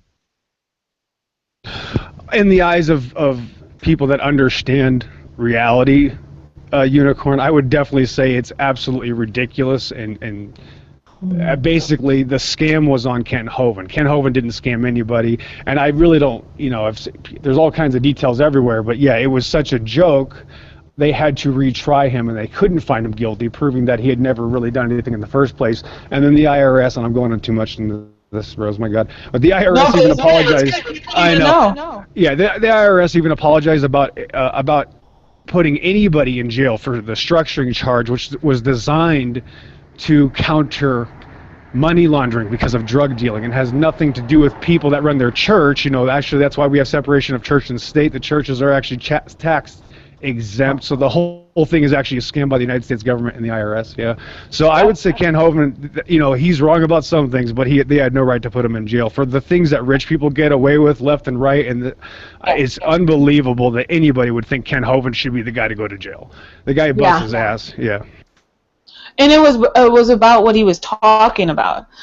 He was talking about things that they didn't. He had a big following. Again, going back to like Vigilante Christian, same thing. He had a big following, and people were listening to him. Not Vigilante Christian on this part, but on Kent Hovind, he's actually going to make a difference, with people's perception of reality, unlike VC. But so that's why they want to shut him up. And so how do you shut people up? You put them in jail. You take away their phones. You take away their rights. You take away their family. You take away everything. You put them in a fucking cell, and you shut the fuck up. And that's what he did. They saw him as a serious threat on the internet. Even before the internet was even the topic of being banned and all these, satanic rules that, we don't take everything away. But I think his website had something like 500,000 hits a year or something like that. And he's a guy that most of you in the room haven't heard of until the last couple of years. And he was doing this 15 years ago. So. Yep. He's one of the crusaders, man. Even though he's not perfect on what he's talking about, he's still one of the crusaders. Oh yeah, absolutely. The guy is an amazing preacher and a cool, funny guy that I didn't at first when I first saw him. I was like, I didn't want to trust him. I wanted to come up with an excuse to hate on him. And no, he's a cool guy, and his kids are nice, and they have a very hard job. It was a really hard work for his son to wear the shoes once his father was put in jail. These people have experienced extreme, I guess, it's almost torturous trauma from the government. The way that they went in with a SWAT team and took them and put them in handcuffs because they run a church. If you experience it yourself, it'll make a big difference. But he had more courage than a lot of people in this world today. I mean, come on. Look what he did. That takes courage to do what he did. He actually stood up there and was teaching about the truth, and that's why he was shut the fuck up. It said that he avoided paying taxes. But that's hold on, Rose. It's okay. Listen, Unicorn. Unicorn. Did you not hear what I said? This is my point. Is that I can tell, like, it's the same thing with anything. If you really care about the truth, you'll research it. Yeah, I mean, if you're talking about him avoiding taxes when it wasn't avoiding taxes, and he asked that literally that was put in writing that this had nothing to do with taxes, it had to do with structuring, which the IRS apologized for. It was structuring that he was found guilty of, which doesn't even apply unless you're a drug dealer. And you don't care because you want to find wrongs in Christianity, just like you have a picture of a dead Christian on your picture right now. But you're accusing him of things that he's been right, but that's slander. If I say that about you, if I say that about you, it's called slander, right? If I say that Unicorn cheats his taxes, I mean, can I just say that? I mean, how would you feel if I just said that about you? Well, our taxes are automatically taken out of our pay. So. It doesn't matter. Right, no, right, yeah, exactly. Right. Well, what if I said, what if I said you were a thief, right? What if I said that you were like a jewelry thief? It's called hypothetical. I can say that you're right. That's I can imagine. Listen, automatically taken out. You probably have more jewelry than most of the girls on here. Come on, let's not lie here. I actually wear no jewelry at all. I'll go. More than me. All right, but I know you want to sidestep the comparison. Oh, I don't have to pay taxes, like as if like you just. There's no such things as hypothetical situations, Rose. No, I said you have to. Right. So I can just slander, right? So I can just talk about you since you deny that you have anything to do with jewelry. So if I said you're a jewelry thief, you take offense to it. You don't even use jewelry. You already got defensive. I'm not wearing any jewelry, bro. Good for you. You see me on camera? I'm not wearing no jewelry, bro. Not working. I can't see when you go to that screen. But yeah, man, that's the point. But you guys actually got to research if you care. Yeah, I didn't see anything. I literally saw a blank screen. But if you care about these issues, try to research them, Unicorn. I know that you're an atheist and you don't research anything, but just try once in a while. Pillbox. Yeah, that's true. It is true. A lot of people don't research. They're lazy as fuck. Nobody held my hand down this path. Nobody said, "Hey, look, Rose, this is what this means. Hey, here's a paragraph of a 500-page document, and I'm gonna explain it to you." Here, no, nobody did anything for me. So if you really want to know the truth, you're gonna take the time to find it. That is just common fucking sense, right? Yeah. That's what I did. I want to know the truth, and therefore I found it. Yeah, I don't know. Like, it's funny. I never caught myself running around asking Christians all these things about how I found out for myself, guys. I mean, you got put some pants on. Come on. But this wasn't a question related to Christianity. It was just a question about Kent Hovind. I know. It's amazing how people can slander people, and it's okay as long as you're an atheist. I wasn't slandering. I asked. I said, wasn't it for tax evasion? I understand that. That was debate. Okay, let me just fix it right now, Rose. No, he did not evade his taxes. So what? Right, thank you. What else do you want to talk about? That's all you had to say, man. No, we're gonna drag it out. Make an example of you every time. Don't worry, Unicorn. Yeah, heck yeah. Well, you can't make an example out of I didn't do anything. Explained everything to you. Yeah, it's the biasness of the mind of the atheist. Your evidence. Actually, that's a nice thing. That's a nice thing for us to do because, like I just said, I don't want to do that for people. So that we're able to explain everything to someone. So to actually take the time to explain that to you is actually, I would be. No, I didn't need an explanation. Yeah, consider it like food stamps for G+, Unicorn. Right, but I didn't need an explanation. It's gave you free food. That's it. Yeah, exactly. It's free. That one's free, bro. Yeah, but I just wanted the answer to the question and you guys answered it. So. That's cool, man. That one's free. Next time you have to pay though. I don't know. I don't see a lot of Christians going around asking, does this atheist guy didn't he do this? No, you guys were talking about him, so it was a relevant question. I know. So let's bring up him being in jail. Yeah, that's great. You guys look, Unicorn. No, we're gonna bring up the tax. No, it was tax evasion, wasn't it? No, let's go down the line of crimes and put Kent Hovind's name next to it. We'll figure it out. No, but you guys brought it up, not me, man. Yeah, you brought up tax. No, you brought up tax evasion. You brought up tax evasion. You brought up tax evasion. Do you care about people that? Let me ask you this, Unicorn. Is it important to you about people that cheat on their taxes? Is that important to you? As a person that does pay taxes, is it important? Your neighbors? Do you? Wait a minute. Wait. Now the guy says he pay. Earlier he says he doesn't pay Canadian taxes. Now he's saying he pays taxes. This guy's all over the place. No, you're talking over me. Oh my God, Unicorn! You got to make up your mind. So paying taxes is important to you, right? Okay. Number one. It's important. It's really important to this guy. Trust me, guys. This is what's important to an atheist. We're gonna find out real fast. When you're an atheist, guys, this is what's important. Paying taxes. Go ahead, Unicorn. Rose, can you moderate the conversation? I am. Go ahead. Let's go ahead, bro. That's all you. Okay. Go ahead. Yeah, number one. While you were talking over me, I was saying we mandatorily pay taxes, so it's not a matter of having to go out of our way. It's taken out of our pay, and it's in the stuff. Here too. Yeah, I know. Here it's too. You guys, right? Yeah, but Okay. like what I'll do is I'll file for my income taxes and I'll get a tax return, right? So I don't have a choice to pay tax. So taxes are like it's not a choice, right? So Okay, it's the same thing. Yeah. It's the same thing. Oh boy. How you can evade paying taxes? I don't know how, but. It's called when you're making a lot of money and you have personal businesses or like property or with donations or so forth. You have to fill out a lot of different paperwork besides people like us that we don't have to worry about that because it's already taken from us. But there's people that own churches, that own businesses like Walmart and whatever. They have to file taxes. They have to pay the government. Whereas maybe us, we might get money back or we might have to pay a little bit. Then they have to pay. Right. So if you're running a church run on donations and you didn't pay your taxes because maybe you're not making as much money as they want from you because of the business that you're running, and those taxes are high. Right. So they're collecting. That means if you don't make the money, it's kind of like back in like Fable times, like the video game and shit, where you have to pay your taxes. You have to pay, or we'll take your business. Like that, same thing. Okay. Yeah, so Rose, can we ask him if this is really what's important to him? Is this what's important to Unicorn? Is people paying their taxes? Right. But the thing is also one more thing. The other thing is, say you run Walmart. And you have to pay $10 million in taxes. But Walmart isn't pulling in enough money for you to pay that $10 million in taxes, right? Then they could just take your whole company. And they could put you in jail.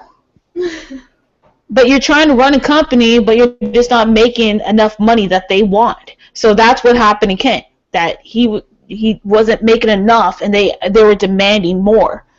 And it's a setup. That's what it is. It's a setup.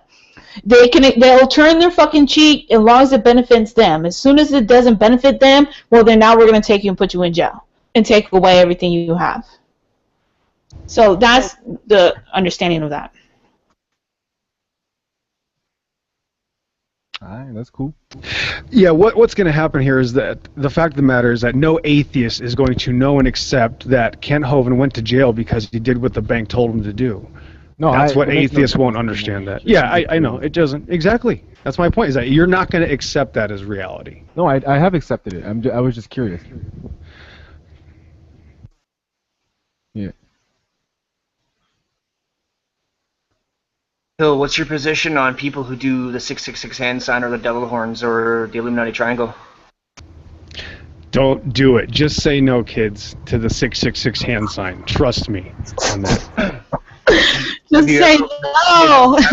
Have you ever watched a Kent Hovind video? He literally does it like 50 times in every video.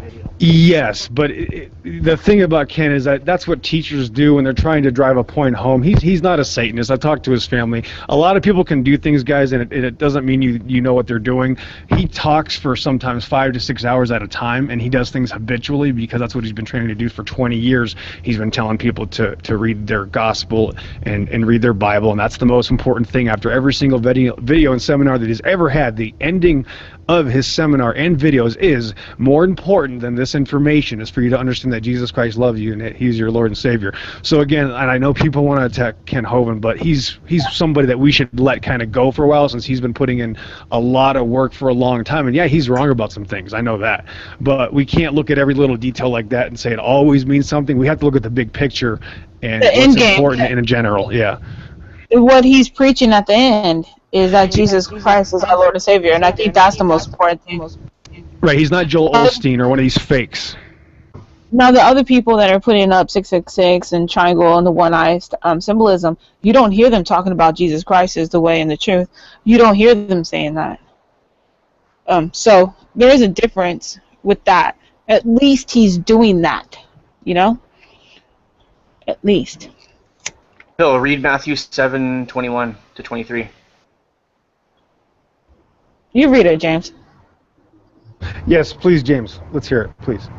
Pillbox could be walking on a mountain somewhere, about to kill a coyote. We don't know what he's doing. So, so if you don't mind, James. Yeah, I gotta find it. Okay, cool. Don't forget Joshua 10, 12 through 14, kids, if you have a moment to look in your Bible, because it says things about the moon and the sun and what they did and how it'll never be like that again. Yeah, Ken should probably read that like 25 times too. Oh, I know. Trust me. If I got a hold of him, I'd try to slap some sense into him. Trust me. And I'm going to try to contact the Sun. I just want to give him some time because I know they're being bombarded since he just got out 3 months ago. So maybe, the next couple of weeks or months or something, we'll let him do his thing, and then we'll go knock on his door with suits. Yeah. And I'd like to see that video. That'd be hilarious. Maybe I might be able to do an interview with him. Yeah, he does open interviews. I just don't want him to get scared away. A lot of these people just get scared when something intimidates them. And I'm not a flat earther, so let's not put any labels on it. Yeah, but the fact of the matter is that creation, he will have. Yeah, someone's gonna have to break him. All I can do is try. That's right, James. Enclosed biblical. That's right. There you go. Not everyone that saith unto me, Lord, Lord, shall enter the kingdom of heaven, but he that doeth the will of my Father which is in heaven. Many will say to me in that day, Lord, Lord, have we not prophesied in thy name, and in thy name have cast out devils, and in thy name done many wondrous works? And good thing I understand English, because you're talking hecka fast. Can you say it again? Can you say it again, but a little bit slower? Okay. You sound like you're an auction. Okay. Not everyone that saith unto me, Lord, Lord, shall enter into the kingdom of heaven, but he that doeth the will of my Father which is in heaven. Many will say to me in that day, Lord, Lord, have we not prophesied in thy name? And in thy name cast out devils, and in thy name done many wonderful works? And then I will profess unto them, I never knew you, depart from me, ye that work iniquity. So there's going to be a lot of people. There's going to be a lot of people that are going to be saying Jesus, Jesus, but they're probably not going to make it. Well, yeah, of course. Of course. Joel Osteen and his wife is one. Half the other fake people that are fake Christians. Yep. Oh, Benny Hinn, yeah. Oh, God, that guy is disgusting. There's so many disgusting trolls, and I understand about the fakes. Man, there's so many shills out there, let me tell you. Yeah, I had to study religion too, and I came across a lot. People who are just doing these fake, like getting rid of demons out of people and slap them on the ground and put Did them in. Did you hear there was a hangout a couple weeks ago doing that? Really? There was a hangout a couple weeks ago where people were like acting like they were possessed by demons, and people were like saying these, Shedaba Kedaba prayers, and I was like, oh what? Man, that sounds pretty serious. I was like, they're really good actors. Listen to these guys. Wow. I was thinking, man, the atheists could learn some acting skills from these guys. I'll tell you. Wow. Dang, dude. Do you remember the name of that? I really don't. Like, my wife was like, turn that off. And I was like, I can't believe this is happening. Listen to these idiots. I'm like, listen to this. These people are freaking out and doing the whole, Blair Witch thing going on, and, the sound effects and everything. Mm. They really do. The people just flip out. Can't you be real people? Come on. Yeah. Wow. Dude. People are going crazy tonight. Friday the 13th. Friday the 13th was yesterday, though. Yeah, it's 1 minute past right now. All right. It's over. All right, everybody, go home. You can't. Well, you don't have to go home, but you can't stay here. Sorry. I'm just kidding. Gosh, isn't that funny to say that? Kind of like when you're in the bar. You don't have to go home, but you can't stay here. Everyone has to go. All right, James, you're in charge again. What's going on?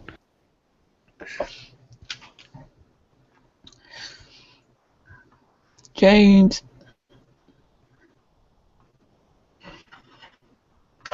Oh. Alright. Flat Earth, I thought, what does it matter? Well, it is root versus branches of truth.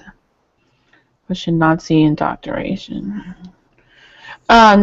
Dinosaurs mean millions hint Bible a lot. Oh, I'm so glad they brought that up. Who said that? Truth Freeze. He's on it. No, listen. Okay, tell this person to relax and realize, yes, there is a scam involved. Their spidey sense isn't lying to them. Yes, there is a scam involved. Okay, yes, there is a scam involved, but please stop saying dinosaurs are fake. No, dinosaurs lived recently. They were called dragons. They've always been called dragons for 6,000 years until until 18. Dragons, large lizards means creator. There you go.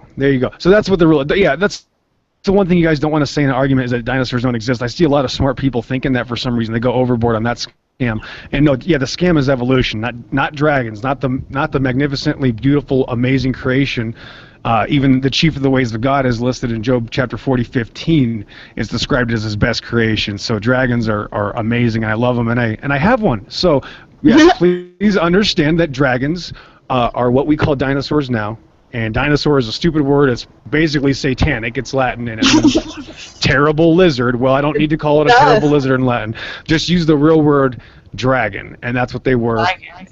Dragons. That's it. Just use the real word. Unbrainwash your children, people, please, because that's what they go after your kids real early with dinosaurs scams. I watched the cartoon the other day, Rosa. One of my little nephews. My nephew wanted to watch a little cartoon. He brought over a DVD. I swear to God, they're brainwashing these kids at 2 years old and 3 years old. I know. It's creepy, dude. I can't. I've done it. I've sat through it, but.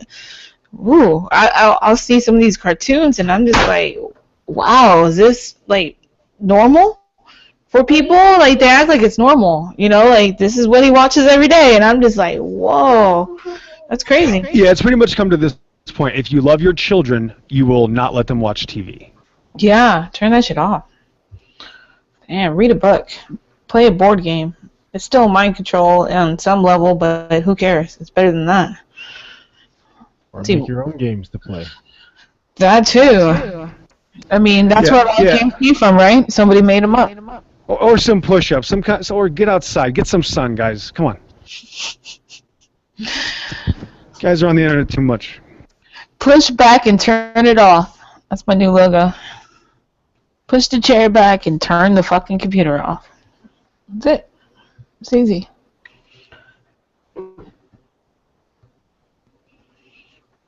Yeah. All right. So.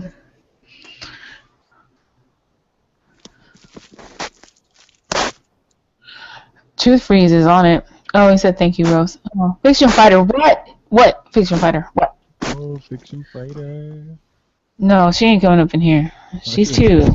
She can't control herself. She has some tendencies and some habitual, I guess, habits that just won't stop. She's got to relax. It's not the end of the world, Yeah. Was Paul Walker a Christian? Seriously, you guys just messing with me. See, there's one right there. Here we go, right here. He was a Christian. He was. That's why they killed him. Holy shit. Yeah, that's why they killed him. I did not know that. Yeah, that's why he's dead. Well, I don't know if that's why he's dead. Yeah, it is. Look into it. He wanted to leave. He wanted to get out of Hollywood because it was Satanism and a whole bunch of shit. And he wanted to go. He had his daughter. And he told his dad he wanted to leave Hollywood. And they decided he was worth more money dead than if he walked away. So the father, when he was interviewed, they asked him, what was Paul Walker's last words to you? And he goes, well, he just came out here a couple of weeks ago, and he was talking about leaving Hollywood. All right? And if you look into his past, his his beliefs and stuff like that, he was a Christian. And he is dead because of that. And not just because of that, it's because he wanted out and a whole bunch of other shit that he got involved with and probably didn't even realize he was involved in it until it was too late. He's already signed contracts. He's already, pulled in. So, yeah. So that's your picture. Good for you. Good for you. Yeah. Mhm. Well, I thought it was funny anyways. It's kind of ironic, isn't it?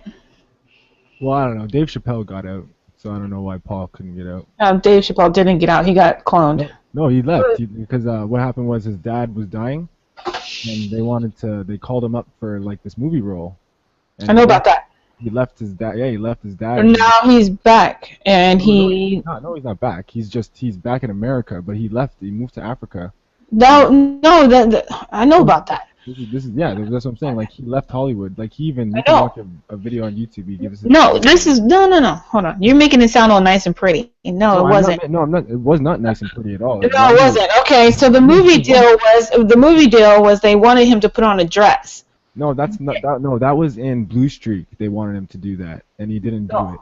Yeah, that was the film he was talking about in Blue Streak, right? And that's why he left and went to Africa because he was like, well, I can show you the interview. I watched it over 100 times. Rose, you have to get the timelines right. Blue Streak was the role that they wanted him to wear the dress, and the scene was when Martin Lawrence's character busted him out of prison because he played the crackhead, right?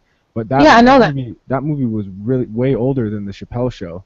The Chappelle Show came after that. He was still doing the Chappelle Show, and it was for a different movie role. I don't know the movie because he didn't end up doing it. Well, in the interview, he put these things together. So whether he he never did the movie. So that's the thing. So it wouldn't be Blue Streak. Hold on. No. You're not going to trip.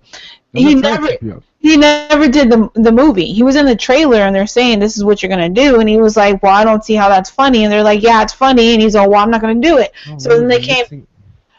So then they came back and no, I'm not. And then they came back. How? It was his interview. I'm not mixing up his own interview, dude. I heard it with my own ears. But what I'm saying is the scene that you're talking about is a scene that was supposed to be in Blue Streak, the movie with Martin. I'll show you. And then right after he says that, then he said he took off and went to Africa. No, he says that later on. Yeah. Okay. He left because his dad died while he they didn't called say him. that. He did. Yeah, you're right. Yeah. He left. Okay, calm down, dude. Yes, he did. I'm very calm. Don't tell me to calm down. Well, I did. It's you're right. He left after his dad died because while he was away for the movie audition, his dad passed away, and that really pissed him off because he didn't want to leave, but he did leave, and he felt really guilty for it. So what he did was he decided, hey, you know what? I've had enough of Hollywood. They've been trying to pimp me out for long enough. Okay, we're gonna hear ourselves. Yeah, you can hear it right from his mouth. The thing with the dress, though, I just want to clear up the thing with the dress. We're about to watch it. The thing with the dress, he was just talking about in regards to having like black men in Hollywood put on dresses. Yeah. Right, and that's the thing. That's not why he left Hollywood. That's not like the reason. Right. Okay, so you're about to hear it, Rose. Trust me. I've seen it 1,000 times. That's great. That's great. Okay. Yes. Doesn't matter. Either way, shit was fucked up. He left, and after that, if you see him now, that's not even him. No, it's him. He was at the. No, it's not. It's a clone. Yeah, Okay, be quiet. Justin Bieber roast. I thought you were gonna fucking mute yourself. 19. My mother and my grandmother were freaked out. You know, I was the first person in my family not to go to college that had not been a slave. Right.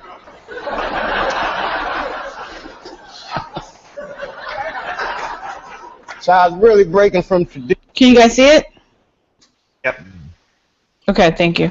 And it was like a graduation lunch we were having, and they had my dad come and talk to me, and my dad takes me outside, and he's like, listen, and this is some advice that applies to all you acting students. He says, to be an actor is a lonely life. Everybody wants to make it, and you might not make it. And I said to my dad, well, that depends on what making it is, Dad. It was a smart-ass kid. Yeah. Depends on what making it is, Dad. He says, what do you mean? I said, well, you're a teacher. I said, if I can make a teacher salary doing comedy, I think that's better than being a teacher. And he started laughing. He said, if you keep that attitude, I think you should go. He said, but name your price in the beginning. If it ever gets more expensive than the price you name, get out of there. Thus, Africa.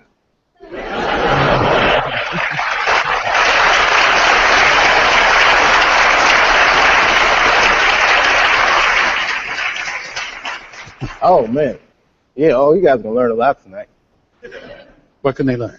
You know, like you guys are students now, so you're idealists, but you don't know about where art and corporate interests meet yet. Just prepare to have your heart broken. Like, in a way, you see him laughing, that evil laugh? See, he's telling you that motherfucker's evil.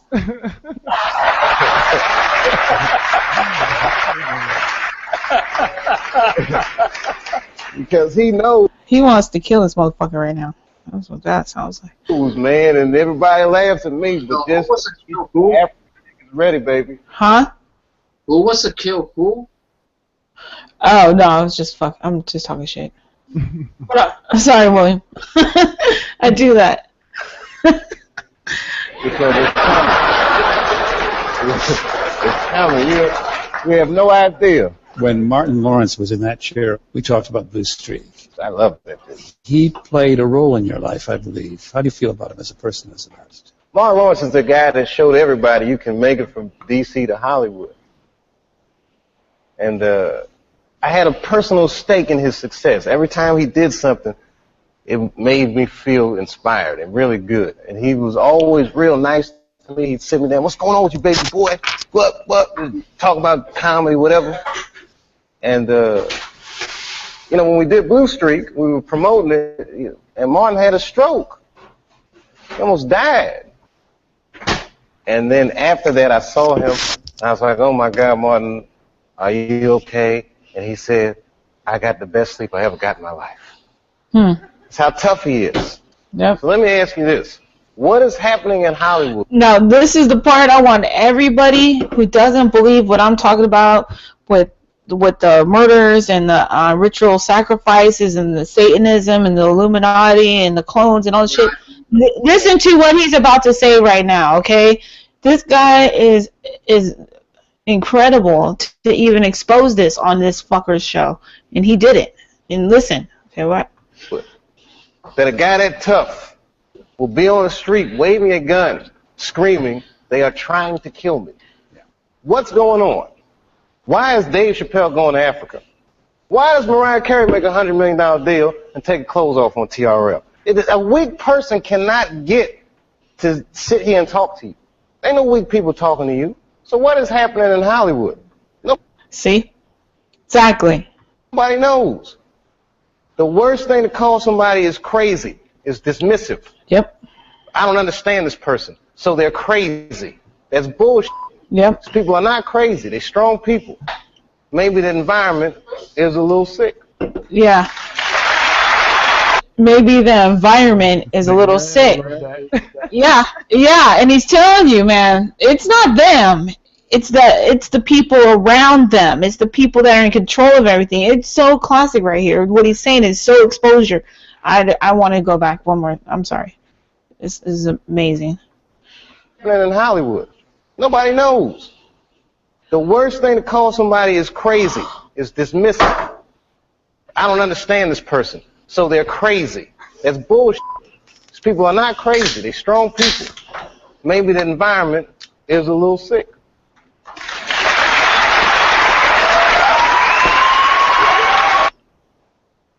Exactly, right here. If only these people knew exactly what he was talking about. In my eyes, he is telling them about the Illuminati. My point I just made. And he is.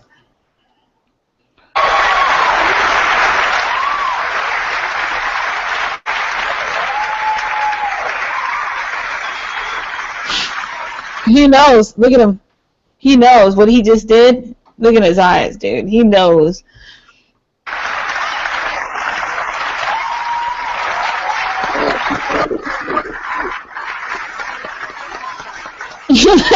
He's like, yeah, they know.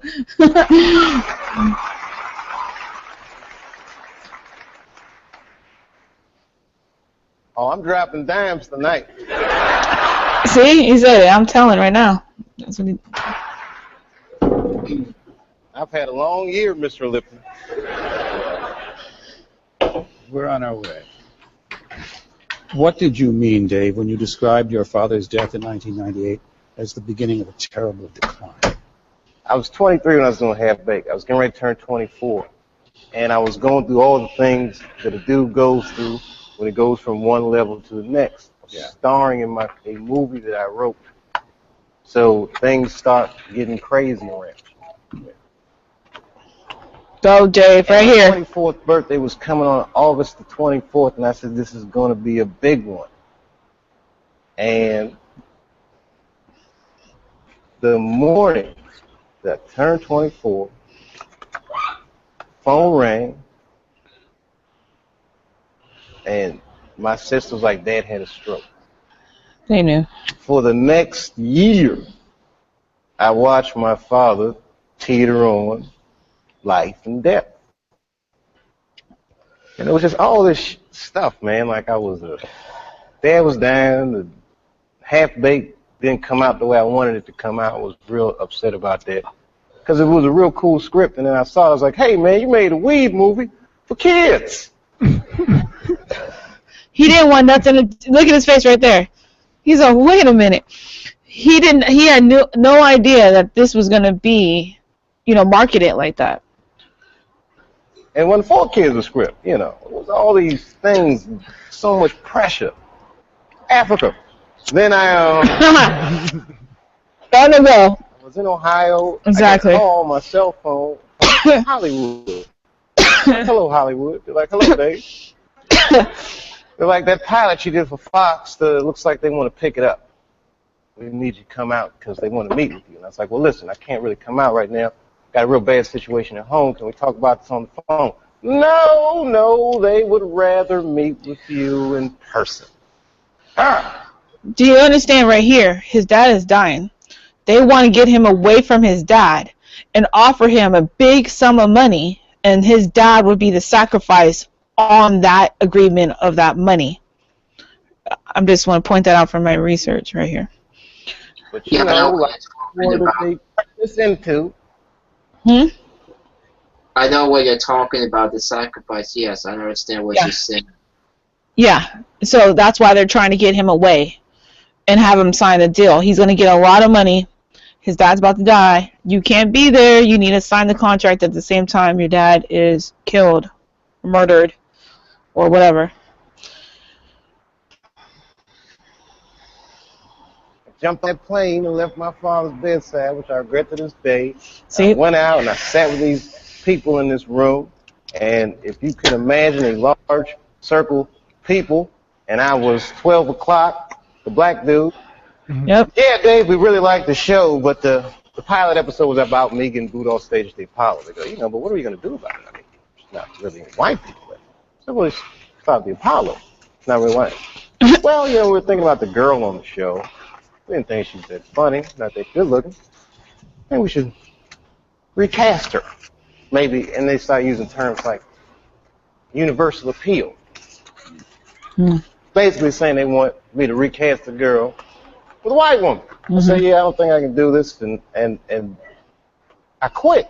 On the cover of Variety, Chappelle pulls the race card.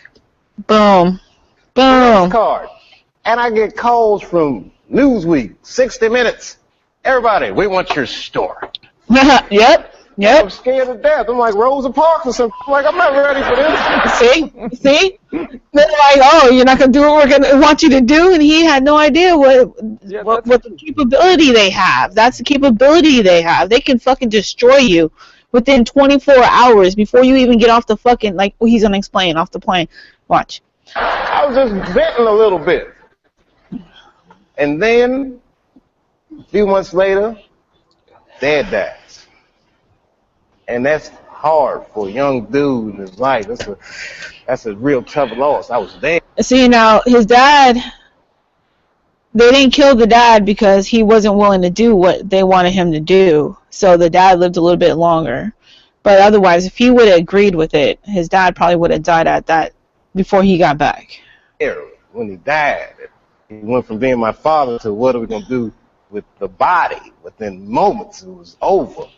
And I'm going through all this stuff, and this is the guy I would usually talk to, right? Dad, I got to figure this out for myself.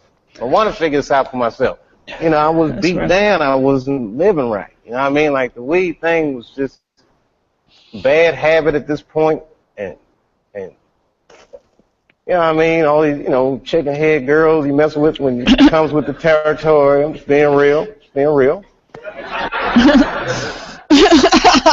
just wasn't living right, man. I didn't feel. He was sidestepping. So good, and the stand-up stuff was just some angry stuff. it was just like I was kind of bottoming out. Right. So when my dad died, because I've been commuting back and forth to Ohio so much, that's when I bought the farm, which I called you Hollywood Farm. Did you stay Fuck you, Hollywood Farm. That's the name of his ranch. in Yellow Springs for a while? I live there to this day. I live there to this day. I'm raising my kids there. Look, man, at that point in your life, it's something so real in contrast to what Hollywood is, a very powerful illusion. Yep. When your dad died, it kind of just broke the spell. Like, oh, this is bullshit. Look, I've been spending so much time doing this. Yep. What about my family? What about my friends? Wait, whatever happened to my friends? Damn, I don't even have any friends. Yeah, everybody's gone. It's an illusion that got shattered from his dad's death. I mean, this is mind control shit that they do to these people, and he was able to be strong enough to realize this is happening and get the fuck out of it. But now, I don't believe it's really him now. I think because of this, they were aiming for him for exposing too much, I think. Friends. Ugh. So I bounced, man. New Year's Eve, 1999, I moved into that farm, and that was it. As far as I was concerned, I was done with show business.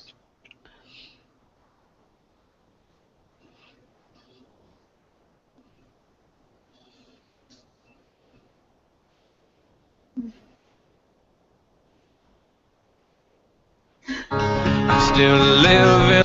No music. Anyway, so right here, hold on, right.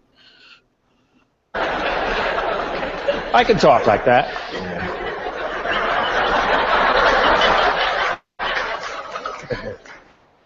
Now, don't make fun of me. But when you play white dudes, your speech is pitch perfect, which led me to realize that either one of you could, if you wished, speak that way all the time. In other words, is it a matter of choice? Every black American is bilingual. Oh, shit. All of them. We speak street vernacular, and we speak job interview.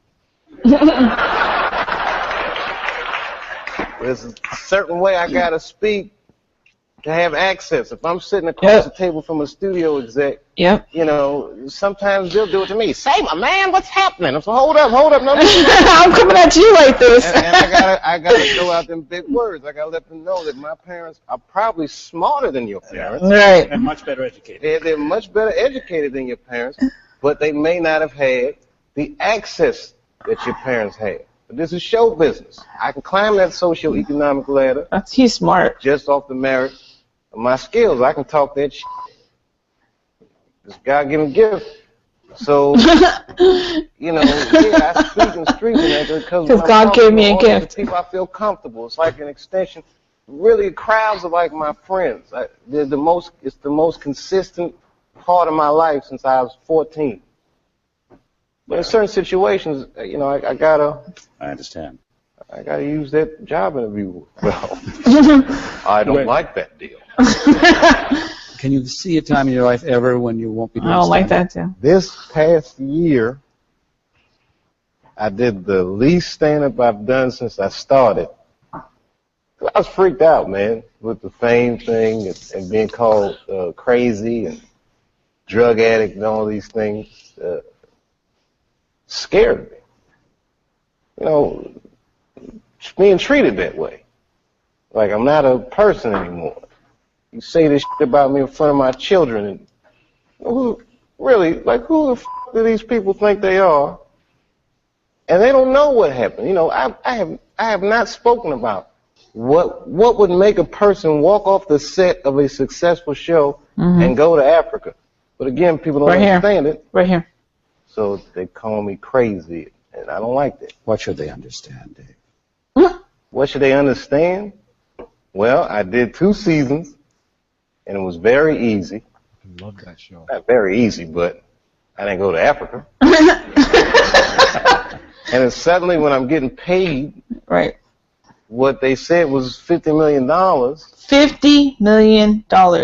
So everything was fine, but as soon as they said he was going to get paid $50 million, this is when this shit happened. I can't do it anymore. Real talk, man. Yeah, he had a hard time. I read his bio and stuff. I'm a big fan of Dave Chappelle, and he had a really rough time, man. Yeah, you gotta respect that, man. Yeah. Damn. He's a good comedian too, and it sucks that we lost a great talent because I love the Chappelle Show. Like, it was brilliant. Right, but what do you think about what he was talking about, though? Well, you understand in between the lines? Well, it's not a matter of in between the lines, but like, it is. I get where he's coming from. Well, my perspective, anyways. If you want my point of view, right? Okay. Right. I do get where he's coming from because Hollywood is really shitty. They do make you sacrifice a lot of who you are to be successful and all kinds of nonsense. So it's like sacrifice another human being. I totally get where he's coming from in terms of that. That's why, like, if I were to do anything, it'd probably be like music. I wouldn't be an actor. Because actors go through hell. Like, look what happened to Heath Ledger, man, trying to do like 3 movies at once, you know, and he immersed himself into the Joker role. No, that was a ritual sacrifice murder. Well, if you say so, but he was taking pills and he was staying up a lot. Yeah, and who gave him the pills? No, he was taking them so he could get into the Joker role. Yeah, but do you know who was supplying with him with those? The pharmacist? No, it was an Olsen twin.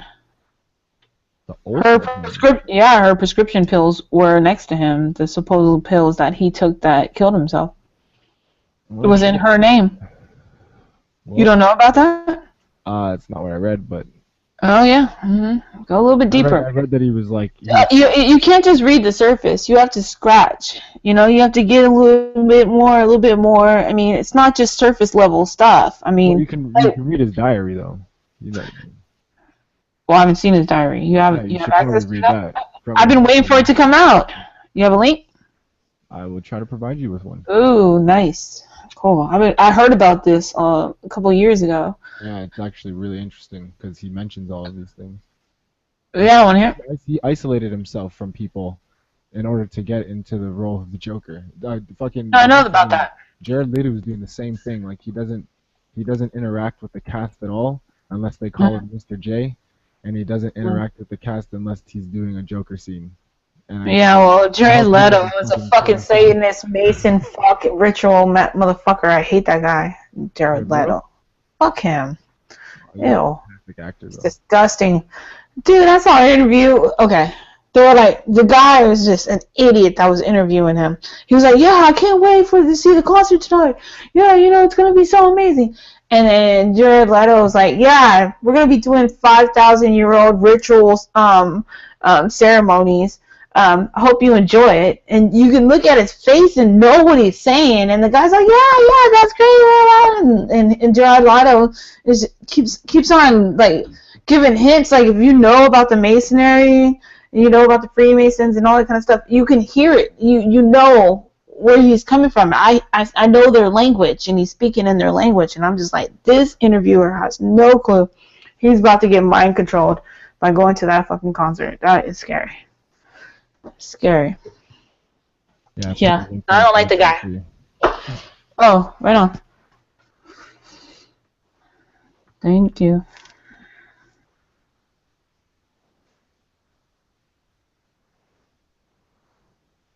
That's not the diary. That's a newsletter about the diary. Oh, you don't have the PDF for the actual diary? Oh yeah, let me get that. That's what I want. Yeah, Fuck this. Yeah. Okay. Yeah. So, anyways, James. Yeah. What's up? Yeah. So about Dave Chappelle. I know, obviously, you can read between the lines. And what do you think he was trying to convey to people?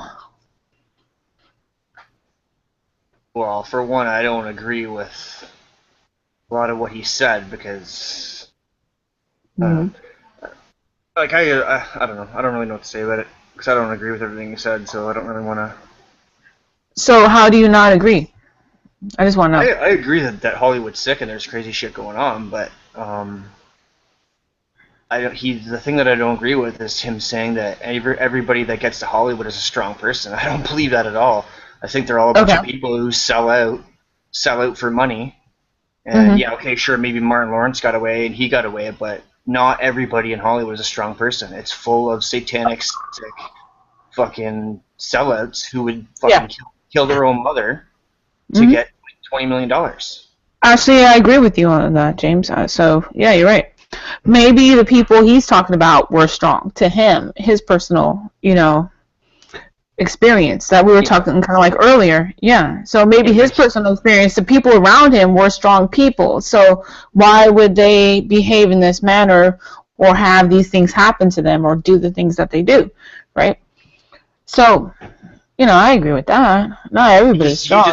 He just kind of lumped everybody in there, though, right? Because he said, I kind of phased out because I wasn't paying attention, but I know. He says something along the lines of everybody that gets to talk to you is not a weak person or something along those lines. But he meant to that dude that was interviewing him because that's a high-level Satanist dude. Oh, So if you can go there, yeah, you're not going to be a weak person that's going to be interviewed by him. That means you're on your game. If you're going to talk to that guy from the actor studio, he's not going to interview you sold out your mother for $20 million. That too. Would you count that as something that's strong? I wouldn't count that as something that's strong. No, I wouldn't. That guy talks to a lot of people. He doesn't just talk to Dave Chappelle and Martin Lawrence. He talks to a lot of people who sold out and are Satanists. I know. Charlie killed their own grandmother for $20 million. I've seen. That's not strong to me. That's really weak. It is weak, and I've seen Julia Roberts, Charlie Sheen, Keith Sutherland, Tom Cruise. I've seen them all interviewed, and I studied all of them because they're all mind control, Satanists. So I had to learn their language. I had to learn what's similar between them. Like they have a lot of parallel, like type of life. It's like the same, very similar. So yeah, I know. I've studied that, but and no, they are weak people. Absolutely, you have to be.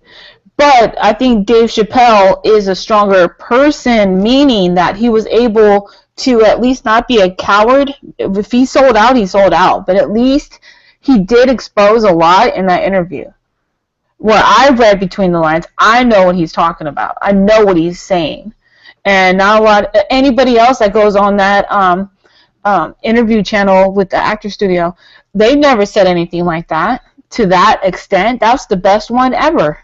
Yeah, I'll give him that. Yeah, out of all of them. Yeah, there's not too many people saying that. Yeah. Yeah, they're not. No, I'm not saying he's not sold out. I mean, God knows what he might have done. I don't know. No. I'm not even saying that Dave Chappelle. I just don't agree with the blanket statement that he made that. You know. Is that the only thing though, or is there anything else? Yeah, I don't know. I kind of phased it out because I've seen that before, and I just sorry. Okay, gotcha. All right. Well. But yes, there is definitely a lot of crazy stuff going on in Hollywood. Yeah. What was the name of his ranch? Fuck you, Hollywood Ranch. Fuck you, Hollywood Ranch. That was awesome. That is. At least he's doing more than more people. That's, Charlie Sheen, he's a piece of shit. I don't even want to get into him because he's a Jesuit. He's a sick fuck. But even though he was probably programmed to do it, and which I believe he was, he did bring up 9/11 and how it should be investigated. And then supposedly he cut a lot of shit for doing that. But I think that was aimed towards the people that are awake and that look to him as, like they're, like somebody they like watching him in his movies or TV shows or whatever. And then they would be like, yeah, investigate 9/11, and then that can spark the so-called truth movement. And then he got in trouble for doing that. So it's like a lot of programming with him too, but at least he did that. Just that one little part. But there's always motives behind all this shit. You know, somebody's motives, always.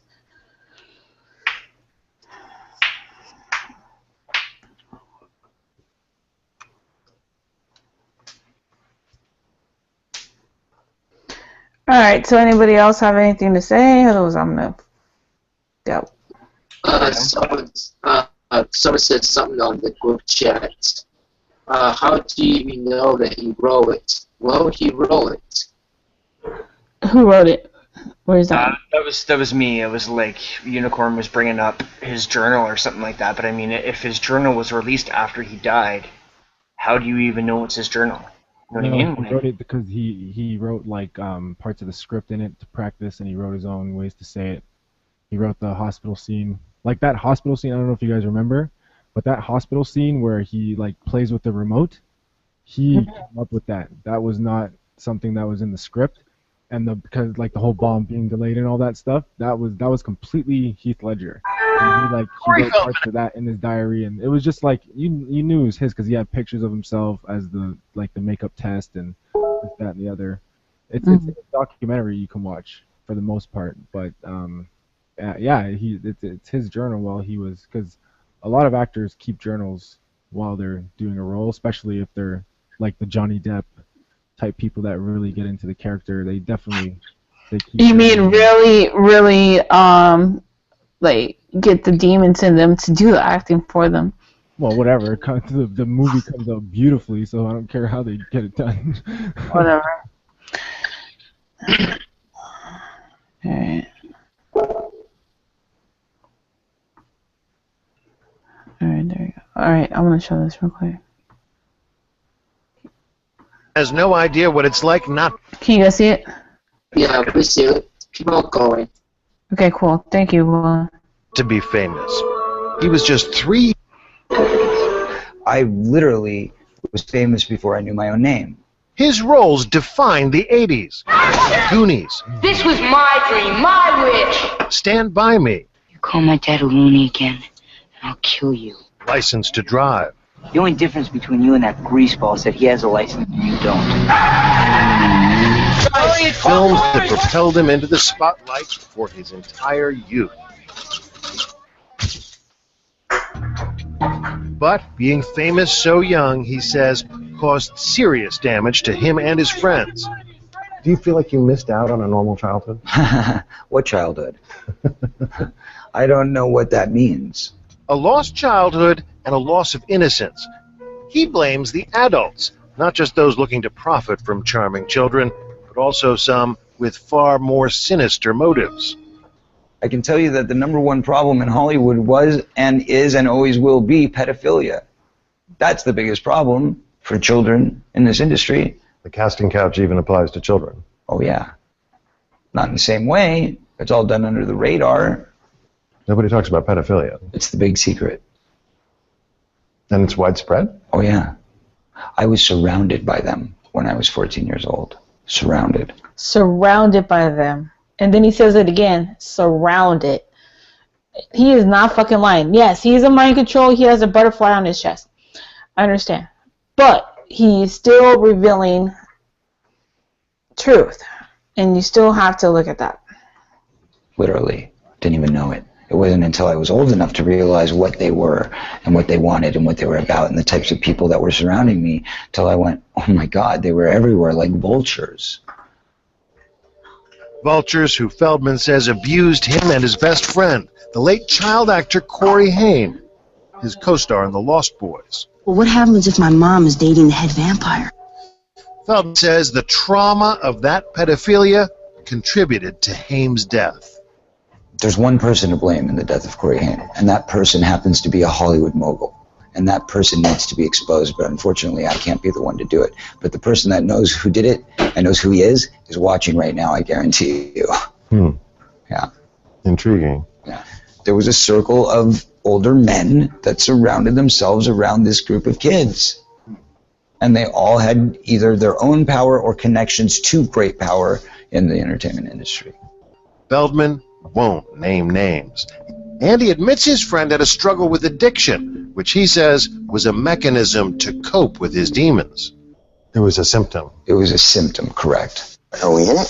In 2008, the two Coreys confronted each other on their reality show about the dark past they shared. You let me get around in my life, man, raped, so to speak, when I was about 14 and a half, and I'm saying this right now. What'd you do, man, when you saw that going down when I was 14 to me? What'd you do? You knew about it. You want to talk about the truth? Okay, well, then let's talk about the truth. I was being molested at the same time by somebody else. What'd you do? You know, there's a lot of good people in this industry, but there's also a lot of really, really sick, corrupt people in this industry. And there are people in this industry who have gotten away with it for so long that they feel they're above the law. And that's got to change. That's got to stop. We contacted Corey Haim's mother. In an email, she said, "I'm not willing to discuss or respond to anything Corey Feldman has to say. I wish he would talk about himself only and leave my son out of it." Is there a dark side to child stardom? Definitely. I think a lot of kids don't really want to do it. I think that the parents want to do it more than the kids. Chris Snyder says for most child stars, it's the parents that can cause more damage.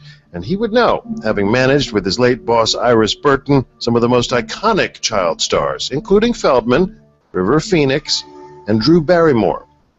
The biggest problem in the whole thing is when the parents start to live through the kids and quit their jobs and buy expensive houses, buy expensive cars, and the parents aren't understanding it's not going to go on forever, and it just wrecks everything. Feldman's parents managed his career until the money came between them. I got legally emancipated by going to the Producers Pension Health and Welfare Plan myself at 14 years old and saying, what were my earnings and what's left? Earnings, by the time I was 13 years old, $1 million, which is really not that much money, but in those days it was. You know, in the late 70s, early 80s, that was a good chunk of change. And how much was left? $40,000. And guess what? When I went in for the emancipation trial, my father said, since I spent my time with you on your last film and took it away from my office where I should have been focused, instead, I'm going to ask you for that $40,000 back as repayment for the money that I lost in my business. You had to pay your dad? Correct. You can check the court filings. That was a fact. So I started at zero at 15 years old, coming out of the hole. We asked the court for the records, but they're sealed. In a statement, Corey's father, Bob Feldman, told us any money that the court awarded is a fraction of his claim. And this was a reimbursement for strictly professional expenses, for instance, private school, a publicist, professional wardrobe, traveling expenses, and lots more. This helped to save his career while he was in trouble with drug problems. I thought I was doing the best for my son, and I am always here for him. Child star. Yeah.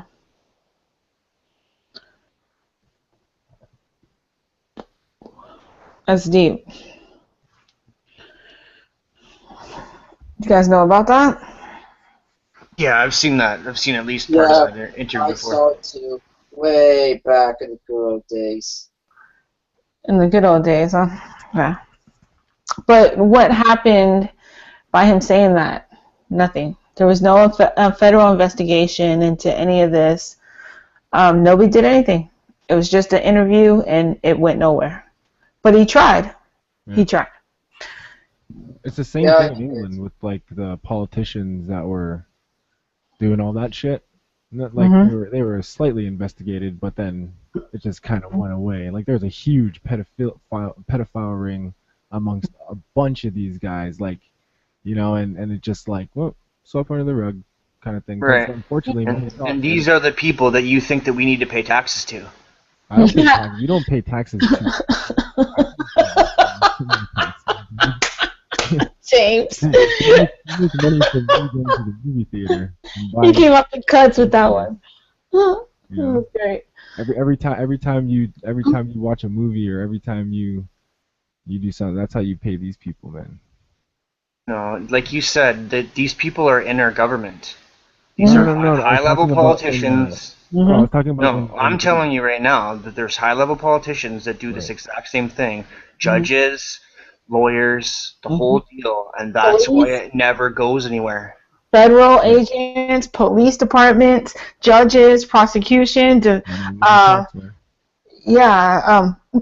presidents, vice presidents, senators, Congress, all of them. Not all of them, but under all ranking, there is pedophiles. Yeah, like they come from Every ranking. Not saying that they're all pedophiles, because that'd be insane.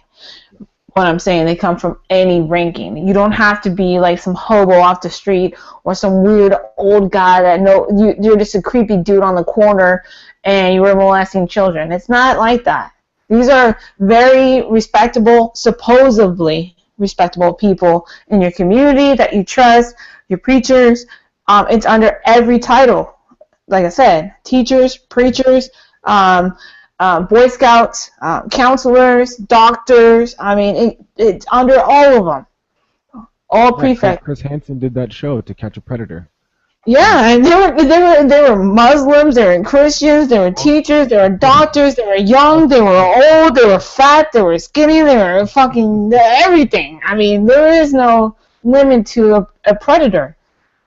And so by Corey Feldman saying this is not out of the fucking loop, you know? I mean, it doesn't, you can't say, oh, that's not true. Yeah, you can't say, oh, that's not true. Not you, but anyone else that watches this. Yeah, no, that's definitely believable.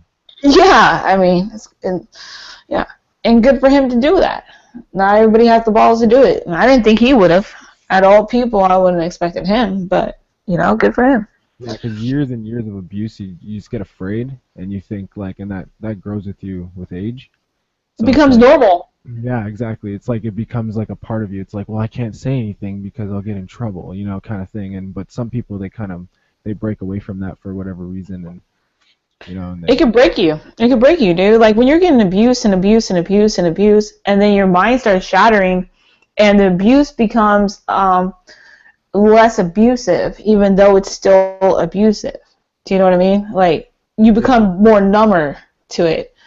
So that numbness helps you escape from the abuse. It doesn't mean that the abuse is getting less. It's still abuse. It just becomes less to you. So yeah, a mild form of Stockholm. That mind control shit is fucked up. It's fucked up. We really need. What does that mean? Yeah, the Monarch programming, right? Do you know about the Monarch programming? Do you know anything about military programming in the United States? MK Ultra is the only one I've ever heard of. Yeah, but MK Ultra is just MK Ultra. There's different programmings underneath the MK Ultra. That would be the Bluebird, where you have Justin Bieber. He has a tattoo on his pelvic bone. It's of a bluebird. And if you type in Project Bluebird, you will see that's a different type of mind control. And that's what he's associated with. That's why he has that on him. And then you have the people that have the Monarch programming. We have Vanessa Hudgenson. She has a Monarch butterfly on the back of her neck. You have Megan Fox. She has the butterflies flitter or whatever, like poem. And then she has Marilyn Monroe, which is a presidential mind control candidate, sexual sex slave. She was part of the Monarch programming. So to have the poem about the fluttering butterflies and then also a picture of Marilyn Monroe on her, that's a double mind control. Like that, she has a lot of programming in her. I mean, it's crazy. And then you have like, okay, what's her name from E.T.? Drew Barrymore? Little girl. Yeah, she has the butterfly on her foot. And then you have Kate Hudson. She has a butterfly tattoo. And then it's called Monarch programming. And then okay, and I don't want to, you know, I could do a show about this where I can actually show you. So just me talking about this, I wasn't planning on talking about this, I have but a book on it, one book by Jim Keith called Mass Control: The Engineering of Human Consciousness. well, you need to read Fritz Springmeier, Undetected Mind Control, Undetected Mind Control Slave. Fritz Springmeier. That's what you need to read to understand this what fringe science stuff is interesting to me, so I pick up some books like that sometimes. Springmeier. Look into him. Fritz. He even went to prison for doing these books. Have you ever heard of Jim Keith, though? I've read a lot of books, so like if you show me like Yeah, the cover of the book, I can know. I don't know. No, Right Jim now, I'm Cheek just was like pretty, whatever. He was pretty prominent around, and then he just suddenly died. Yeah, well, that's questionable too, right? But yeah, anyways, and so then you also have the birdcage programming, where you have a lot of the models, they'll get in the birdcage and they'll be swinging in the birdcage, or like in videos you'll see women in bird cages. That's birdcage programming. And then you also have another one. Let me think. There's so many different ones. Oh, you have the Alice in Wonderland programming, and then the Oz programming, and that's a big one. Wow, that shit's fucked up. Oh, and then the twin programming, so they'll twin you up with somebody. So you'll have like Selena Gomez and Demi Lovato. They were like playing twins in the Disney show something Princess. But really, they are twinned up in their mind control as twins in mind control, though. Not literally related. You just have to. I can't explain this to like people who haven't read the books and don't know about it. It's difficult for people to digest and stuff. But anyways.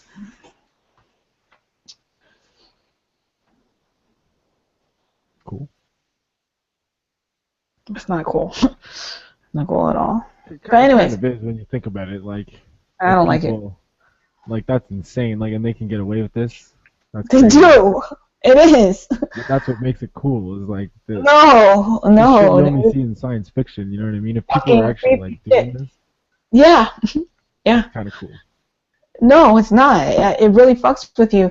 And it took me a lot of, like, each different point in my research took time to digest and rip it apart and say, no, this is bullshit. Like, this is crazy. What the fuck are you talking? You know, you have to rip it apart, look at the whole different other side of it too, and then look at interviews, and you have to look into their family genetics and their bloodlines and their family tree and who are they related to. Like, I go balls out on shit. Like, I want to know. I'll rip it apart. Because there's no way I'm going to grasp onto something that sounds so fucking insane. But, like the hangout is called, Life is Stranger Than Fiction. So. I put the book in the side chat for you. Oh, okay. Cool. Thank you. I like books. It's a PDF? No. It's to buy the fucking book, dude. What the fuck? Are you fucking promoting Amazon now? I think he just wanted you to see the cover. Go and find the PDF and read it. I know, I'm fucking with You know you, the title. but come on. I give people PDFs. Don't make it so difficult. Alright, whatever. Mass consciousness engineer. No, I haven't heard of it. He stands in the man cosmos reality as a dance of electric. Oh, because he says. Okay. He's dead now. No, under. I know you've heard of William Cooper, though. You must have. Oh, of course. William Cooper? They teamed up. Yeah, Bill Cooper. They teamed up. Yeah, he got murdered. Killed him on his front porch. And he was exposing the Franklin cover-up and interviewing Paul Bolonsky, or I think it's Bolonsky, how you say it. I'm not German. Apologize if I said it wrong, but Paul P. From the Franklin cover-up. Yeah. That's when he started really getting heat, was from that, because he was exposing the pedophile rings in Boys Town and stuff. Yeah, that shit's fucked up. Like, why do people want to cover that up? Like, Well, because it goes back to, like, I'm trying to expose the pedophile ring that's running rampant in Hollywood. You have call guys, call boys, that were coming to the White House when George Bush Jr. was at the White House. I mean, it's all documented. Senior. Not and Junior too. But Both. the clip that you're talking about though is actually when Reagan and Sr. were in office. If that's Oh, the really? video clip that you're talking about, yeah. It's Well- back in the 80s. It's back in the 80s or early 90s. hmm Well, I know both, actually. So actually, Junior has a record of it too. Yeah. So yeah, they cover it up. I mean, that's part of defiling Jesus Christ again, because why would you want to hurt a child? That's the closest thing to God if you believe in a God, right? It'd be the closest thing to God, the innocence of a child, a baby, right? So if you killed a child or raped a child, murdered a child, then ate the child, or whatever you did, wouldn't that be defiling God? And that's why they do what they do. It's because they cannot attack God. They only can attack God's creation. And we are God's creation. So I understand you don't believe all this stuff. That's fine, Unicorn. You don't have to. But this is what they're doing. They believe this. They believe in Lucifer and Satan. Okay? I believe in God. You don't believe in either. So at least we're believing into something. We're not sitting in the fence. You know, we're not lukewarm. They believe it, whether you believe it or not. I believe it, whether you believe it or not. And this is happening. Whether it is real or not, it's happening. And I believe it to be real.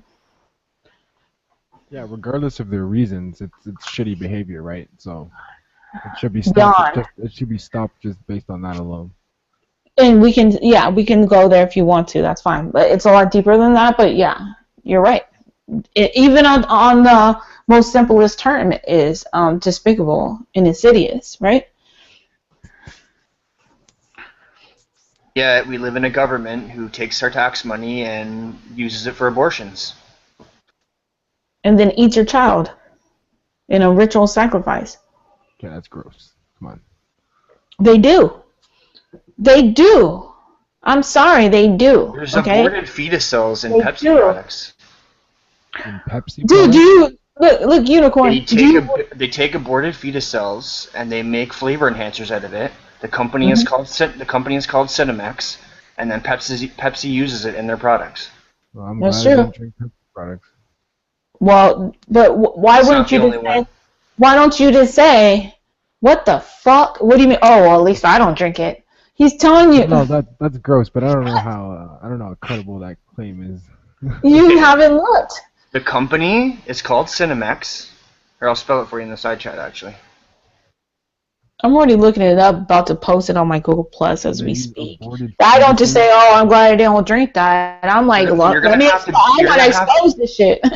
You're gonna have to dig. It's not like a link's gonna pop up and say, "Hey, we use aborted baby fetus cells." Yeah. You have to fucking dig and look and see what their products actually are and what Yeah. they do. The company is called Cinemax though.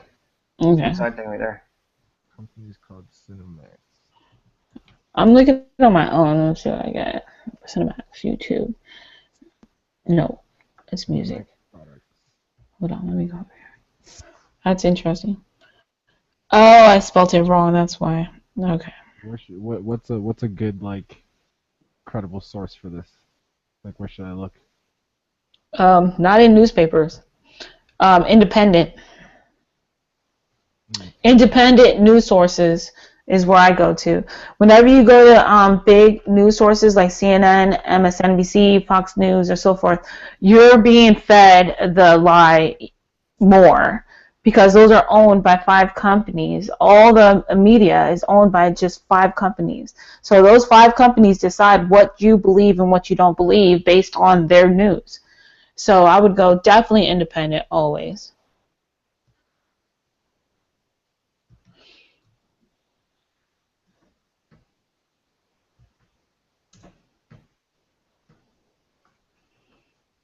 All right, a healthier way to flavor. Wow, that's scary. Okay, listen. Yeah, Found it already. you did? Okay, 'cause I got something up too. This is just from Wikipedia, which is like the worst source, but even they admit it.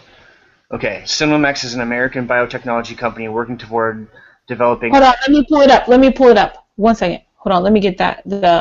Type Cinemax and then pick the Wikipedia thing. Yeah, I got a different independent one, but I'll do that real quick. Hold on. Okay. When ready. Hold on 1 second.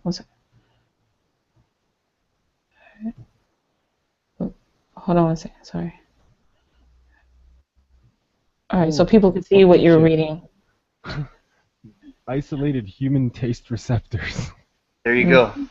That is Okay. fucked up. Ready? Go ahead. Okay, Cinemex is an American biotechnology company working towards developing additives to amplify certain flavors and smells in foods.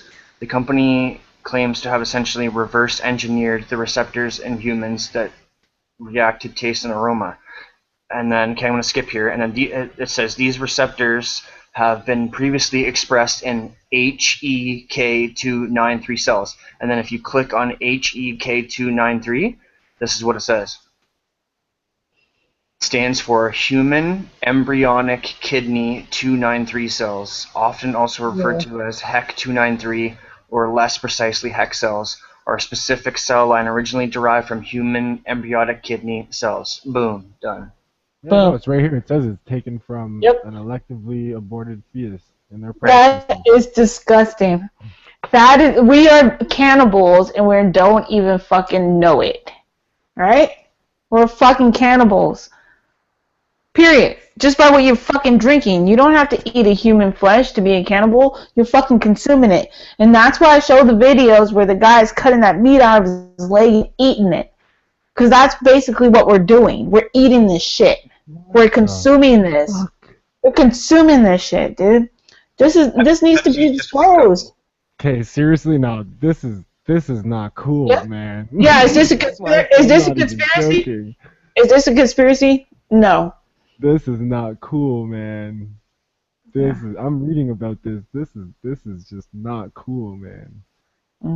That is messed up. Yep. I want to hear somebody try to explain this away. Exactly. See, that's what I deal with every day. I'm like, prove me wrong. Fuck you. No, it's not even. This is not a matter of right or wrong. This is it. This is the truth. Yeah. Exactly. That's what I mean. Same thing. I just want to hear someone try to rationalize it. I'm very interested to hear that. I think it'd be quite entertaining. Yeah. I can tell you exactly what they say right now. They think that a fetus is not a human being. They think that some people think that a baby's not even a baby until it's 2 years old. They can kill it. They can kill it even after it's out of the womb. See, for me, it's not even that. It's just the thought of ingesting something from an aborted fetus. You know, that's kind of jacked up. Kind of. Because it's in very small amounts and shit, you know, because it's matter. Whatever. But yeah, it's still kind of gross. Like that's gross. That's It's beyond like, gross. It's like insidious. It's without our consent. That's what this is. Without our consent. Yeah, without our consent just too. So people can have a better tasting soda. Okay, William. You know, like just so people can have a better tasting soda. That is ridiculous. But that's not why.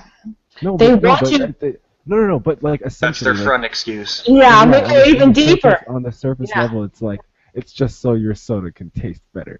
You know, Yeah. like that is insane. Come on. Yeah. Man. So on a deeper level is that you're consuming human babies. What the fuck is that, yo? Yeah. I think we actually made some headway tonight there, I Rose. think so. This hangout was worth it. I wasn't even going to do this hangout, but my friend KM, you know who you are, pointed out that, let's do a hang. He didn't come in. That's fine. But it still worked out fantastic. I got somebody to question. Shit is weird, man. It's fucked up. Yeah, like I like to think myself as a rational, fairly rational. I am too. I just don't sound rational to people sometimes because I know about these insane things. So I don't sound rational to you because you don't know about this. But when you see it and you read it for yourself, like you're seeing Unicorn and you know he doesn't agree with shit that I have to say. He's saying this is fucked up. This is real shit. All right? You have to realize there is something deeper going on. Why are we consuming baby fetus in our soda? What else are we being fed in other things? That's your soda. What's in your meat? What's in your pasta? What's in your rice? What's in your yogurt? What's in your cereal? This is fucking soda. All right? It's fucked up. Can we show another quick video if I can find it here quick? Yeah, of course. Because it's on this kind of line. It's not human aborted baby fetus cells, but it's still it's a fucked up thing. Okay. Okay, give me a minute. Fiction Fighter, what's up, man? Mario F, Truth Freeze, Back Instead, my girl. Meow. And who else? Love you guys. I love you. Those are awesome. Just for the viewers out there, I want you to know I clicked through about 4 different links, and it all said the same shit. So I just want to point that out. That's a fact I gotta say. Yay! Finally, somebody. They weren't like some woo-woo sign. Like these are No. legit, like from their website. Yes. It's like it was like they're admitting it. Yeah, that's what I tell people. Dude, they admit it. Okay, I'm not gonna talk about anything else because we ain't on there yet. But in this, they will admit what they're doing. People just don't fucking look. That's the problem. People don't look. If you look at what you're consuming and eating, you'd be fucking, oh my God, it's horrendous. My mom says the same thing. It's horrendous. My mom says the same.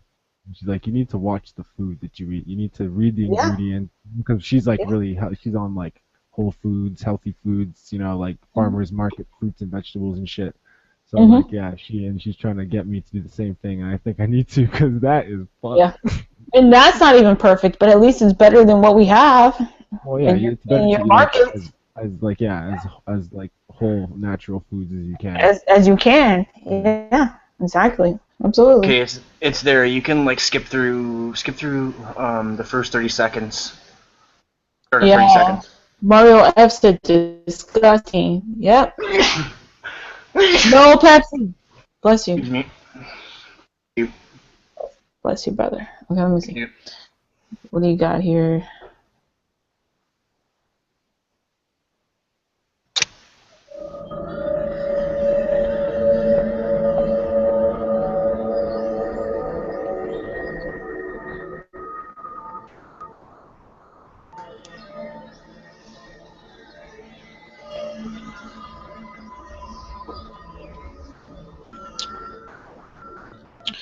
Okay, right here. This man says, stop eating cereal. Claims metal shavings are in our cereal. Okay, now, of course, we have iron in our cereal. They tell us it's in there. They tell us these metals are in the cereal. It's listed on the side of the box. Does it mean it's good for you? I don't fucking know. But they do tell you that some of these things are in there. But you will be surprised by how it reacts. Yeah, but there's a difference between like actual real metal iron and the iron that's in your blood. It's two different things. It's just both called iron. It's not like there's not actual like I don't know how to scientifically explain it. It's not like there is a difference. Yeah, there's a difference. Anyways. Yeah. There's the iron that's a vitamin, and there's the iron that's like a magnet, right? Yeah, that's a metal. Yeah. Right. Okay.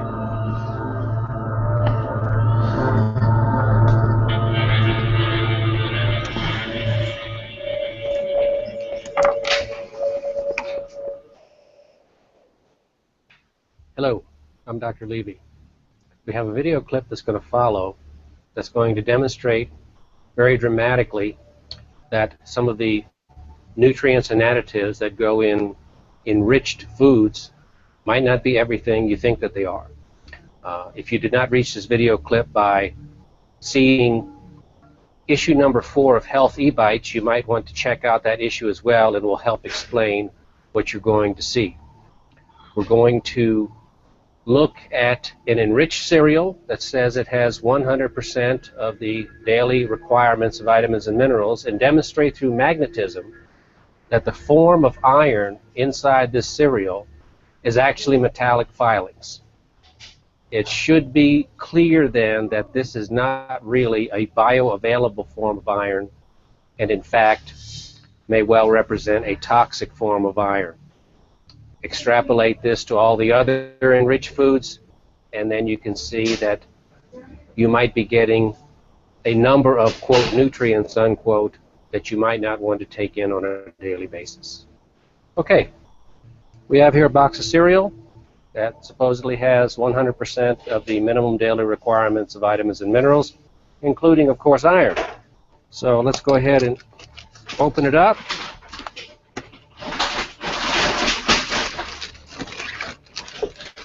We have our flakes. Let's see. Okay.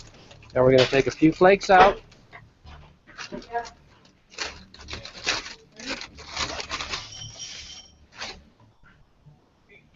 Put them on top of the water.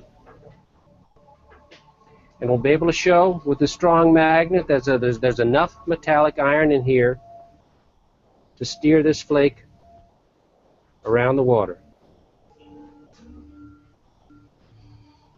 What the fuck? And if you think this isn't unusual, take a magnet and float anything else on water. The magnet will have no effect on it. Okay, having done that, we're going to go ahead and take this bowl of water, put it out of the way. Our next step, I'm now going to show you a demonstration in which we're actually going to pull these metallic iron filings out of the cereal, and you'll be able to see them very dramatically. We have a baggie here, regular ordinary baggie, and we have taped to the side of the baggie another one of these magnets, just like this one here, so that when we put together cornflakes and water, and they're all mixed and crunched up together, and we slosh it all around, you will eventually see black iron filings collect on top of this magnet. What we'll do first is we'll put the cornflakes, or the wheat flakes as the case may be, in the mixer with water and puree it fine so that all the iron filings that are contained in there can be easily pulled out of the solution by the magnet.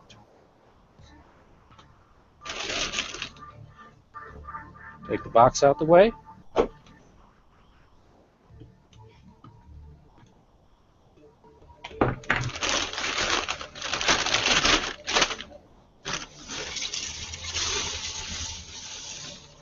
We'll try to use most of the flakes so that we can get a maximum concentration of iron for you to see, although you'll be able to see them on just half the bag.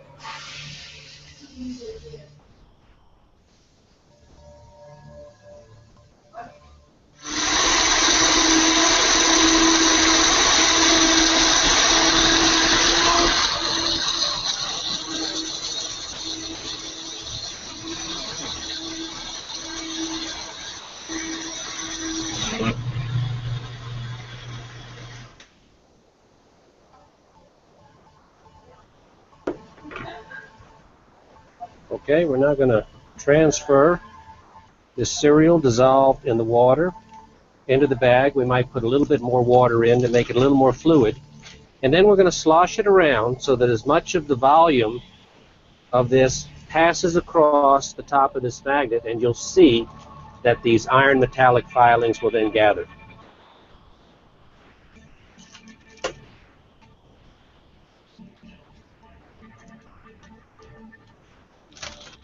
Try to be delicate and not too messy.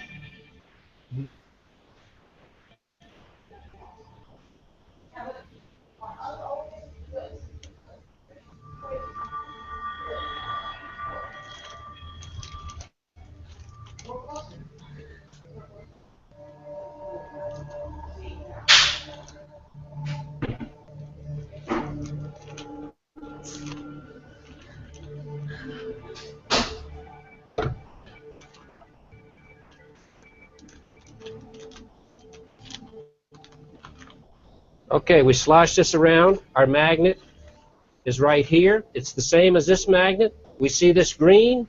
Here's the green side of this magnet, and you see this enormous amount of metallic filings here. After this, I'm going to cut this out of the bag, and you'll be able to see these filings in even greater detail after I dry them. All right, now we're going to take an empty bowl and put this in here so that we don't make an enormous mess. When I just take my scissors and cut this area out so we can look at these iron filings in a little greater detail.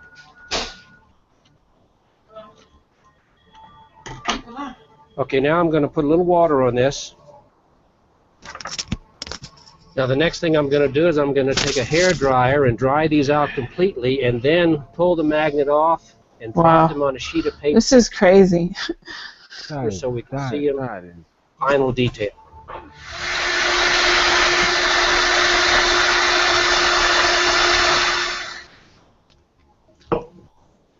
Okay. Take the magnet away.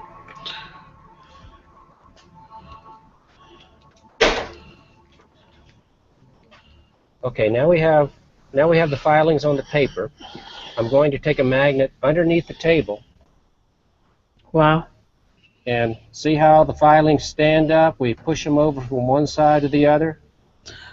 Now, if you have this in your body, wouldn't you think that the magnets, now before you have gravity, right, would interfere with this and going through your body? These are clearly metallic filings attracted by magnetism. By deduction, they're iron. So that concludes our demonstration. I think you'll agree this is a pretty dramatic demonstration that you can pull, with magnetism, metallic iron filings out of supposedly enriched cereal. Are metallic iron filings something you want to eat, either in cereal or in pastas or in other flours or other enriched foods? I don't think so. So, buyer beware. Or maybe buyer be aware. Bon appetit. Yeah, bon appetit.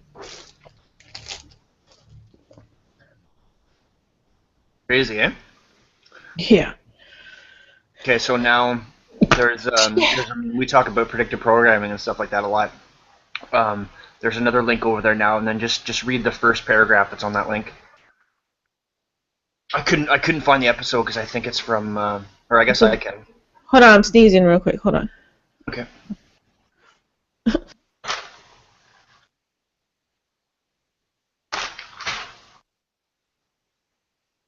Lost you.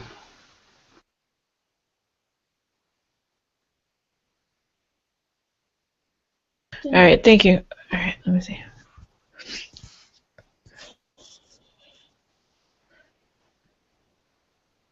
Simpsons Wiki with the cereal? The Metal Crustio? Yeah. Oh, yeah. Pre-programming. There we go. That episode was a long time ago. It always is. It was one of the... pretty sure it was like early 90s. Yeah, that's, you know. Alright, let me see. Here we go. Alright, William there? William. Alright, can you see it? Yeah? Yep. Alright, I'm gonna leave it up here for like 2 seconds so people can at least read it. Okay. Okay, 1 second.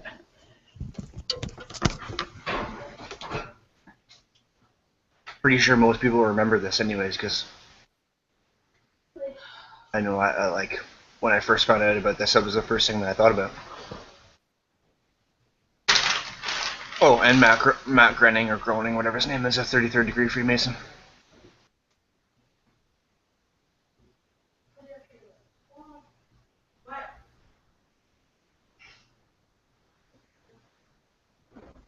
Art was eating a bowl of Crustios for breakfast. Unbeknownst to him, there was a jagged metal Crustio in his bowl. Art swallowed the jagged Crustio and contracted appendicitis.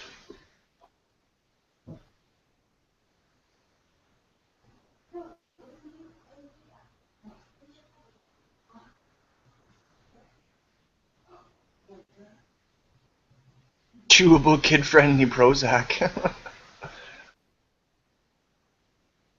Take your fluoride pill.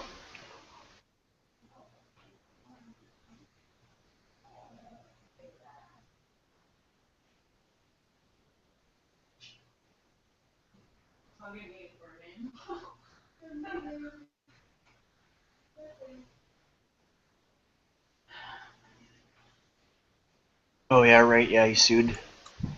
Yeah. Bart only got $500. All right. So that's Simpsons season 1. The Middle Questio. Yeah, I don't know if that's accurate or not. I think it's probably not the first season, but it might be like 2 or 3. That's good cross reference though. Yeah. With the You want me to look it? I'll look it up quick to see, make sure.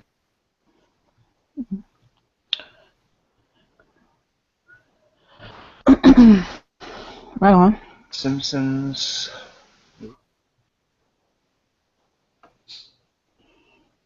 What is FUBAR truth? That's what Mackinson said in the chat room. FUBAR truth? FUBAR truth. Oh, Truth Freeze is talking about. So Paris, FUBAR, and us. Huh? Get what FUBAR means. Yeah, right. What does FUBAR stand for? I'm not sick, Mario F. I'm not sick. I was just sneezing. Thank you, Mackinson. Yeah, I'm okay. I just got a sneezing attack. All that iron got me sneezing. Yeah, you got metal flakes up your nose. Yeah. My body said, "Oh yeah, get it out." Achoo. You know, it's gone now. I'm good. I'm good. All right. So, Unicorn, are you still looking that stuff up, or eating some cereal? I was watching the video. Are you still?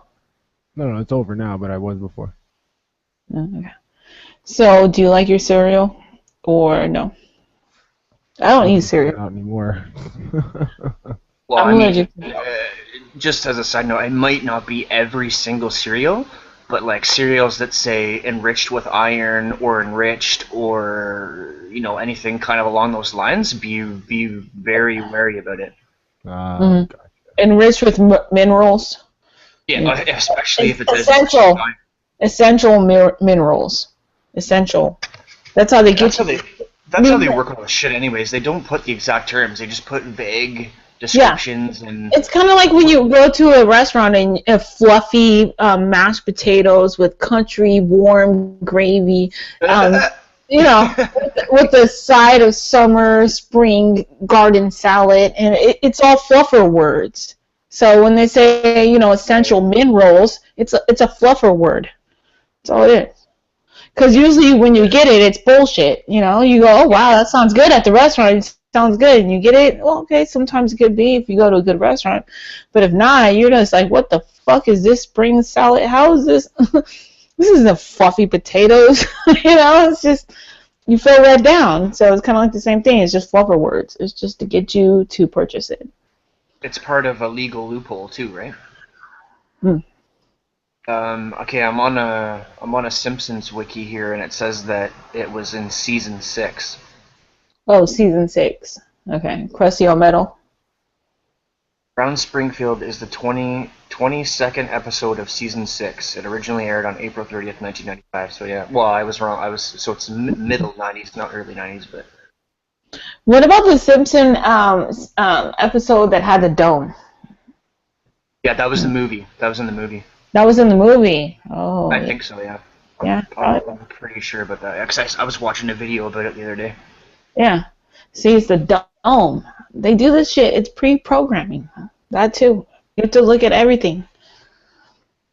They like to put it in cartoons because they think we're stupid. So the only place you're going to get your clues from is maybe watching a cartoon. And if you don't get it, we'll program your kid. And maybe your kid might get it, and if not, well, then he's a program like you too. Yeah, I know with cartoons too, it's a lot easier for them to convey certain ideas because they can just draw it, right? It's not like trying to have 2 human beings act it out and have to add CGI and, you know what I mean? Like, it's a lot easier if they can think it, they can draw it, right? Right. Yep, and that comes to mind about something else I wanted to show. Let's go, what is it? Oh, Mackinson said, I seldom eat cereal, but I did just get a box of rice checks. Damn, I like them. Well, Get him to read the box and see what it says, like the ingredients and like the front part, and Hey, can you give us the ingredients on the box? That'd be awesome. like if it says iron, I'd be pretty worried about it. Yeah, give us the ingredients, Macacid. That'd be cool. Let's see. I want to show something because I See, thought like, this was extra iron right on the front of the box. exactly essential mineral. It's essential minerals. It is. Yeah, well, yeah, they would say it that way too, but I think Mhm. I've seen. I'm pretty sure I might have seen one that actually says. Yeah, I don't know. Anyways, it's just a legal loophole. It's, you know what I mean. It's like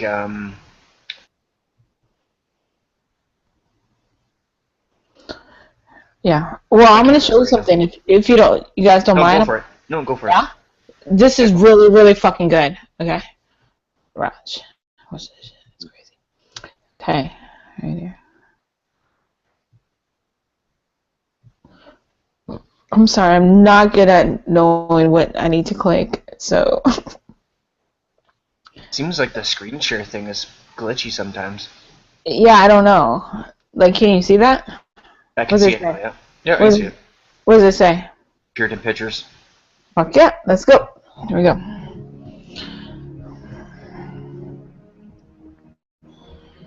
This is really good. I'll tell you what's the worst part about television is the programming, the philosophy. Okay, I mean the manipulating of your mind, the philosophy, the mentality. I saw that cartoon. The ideology. That's what's wrong with television. You guys can see it? Yep. Okay, Yeah. Donald Duck just did the Hitler salute. These kids are about to do the Hitler salute, and these are cartoons for our children back in the day, and they're going to go into cartoons that you grew up with and cartoons that maybe your children have grown up with. Yeah, I'm pretty sure that Disney he hung out with Hitler and stuff like that too, and Hitler was really big on he really liked his cartoons. I think Disney was actually related to Hitler. Yep. Could be possible, yeah. I don't know for sure, but yeah, it's possible. I've looked into the bloodline, and I'm pretty convinced that they're related. I don't want to say how because I don't want to do that right now. I'm just trying to show this, but they're related. In your head. Take, for example, Walt Disney, right? And many people that will preach against the TV, they'll preach against the movies, they'll preach against Hollywood because it's obvious that stuff is bad. But then they'll say, well, we watch Disney movies. And I've been to the home of preachers and Christians who would never watch TV or the movies, but yet they have the whole library of the Walt Disney movies. You know those white plastic cases? And they have them all lined up. And, I mean, they have tons of them lined up. Scores. I don't know how many there are, but there's hundreds of them. They have them lined up and lined up. And they have their kids watching those movies all day long. I'm going to tell you, I'm going to prove to you right now that those movies are wicked. Like, what? Disney movies? Come on. You're crazy. Well, let's see. First of all, did you know this? Did you know that Disney movies are filled with subliminal messages? Subliminal messages. Now, what are we talking about tonight? Sorcery. What are we talking about tonight?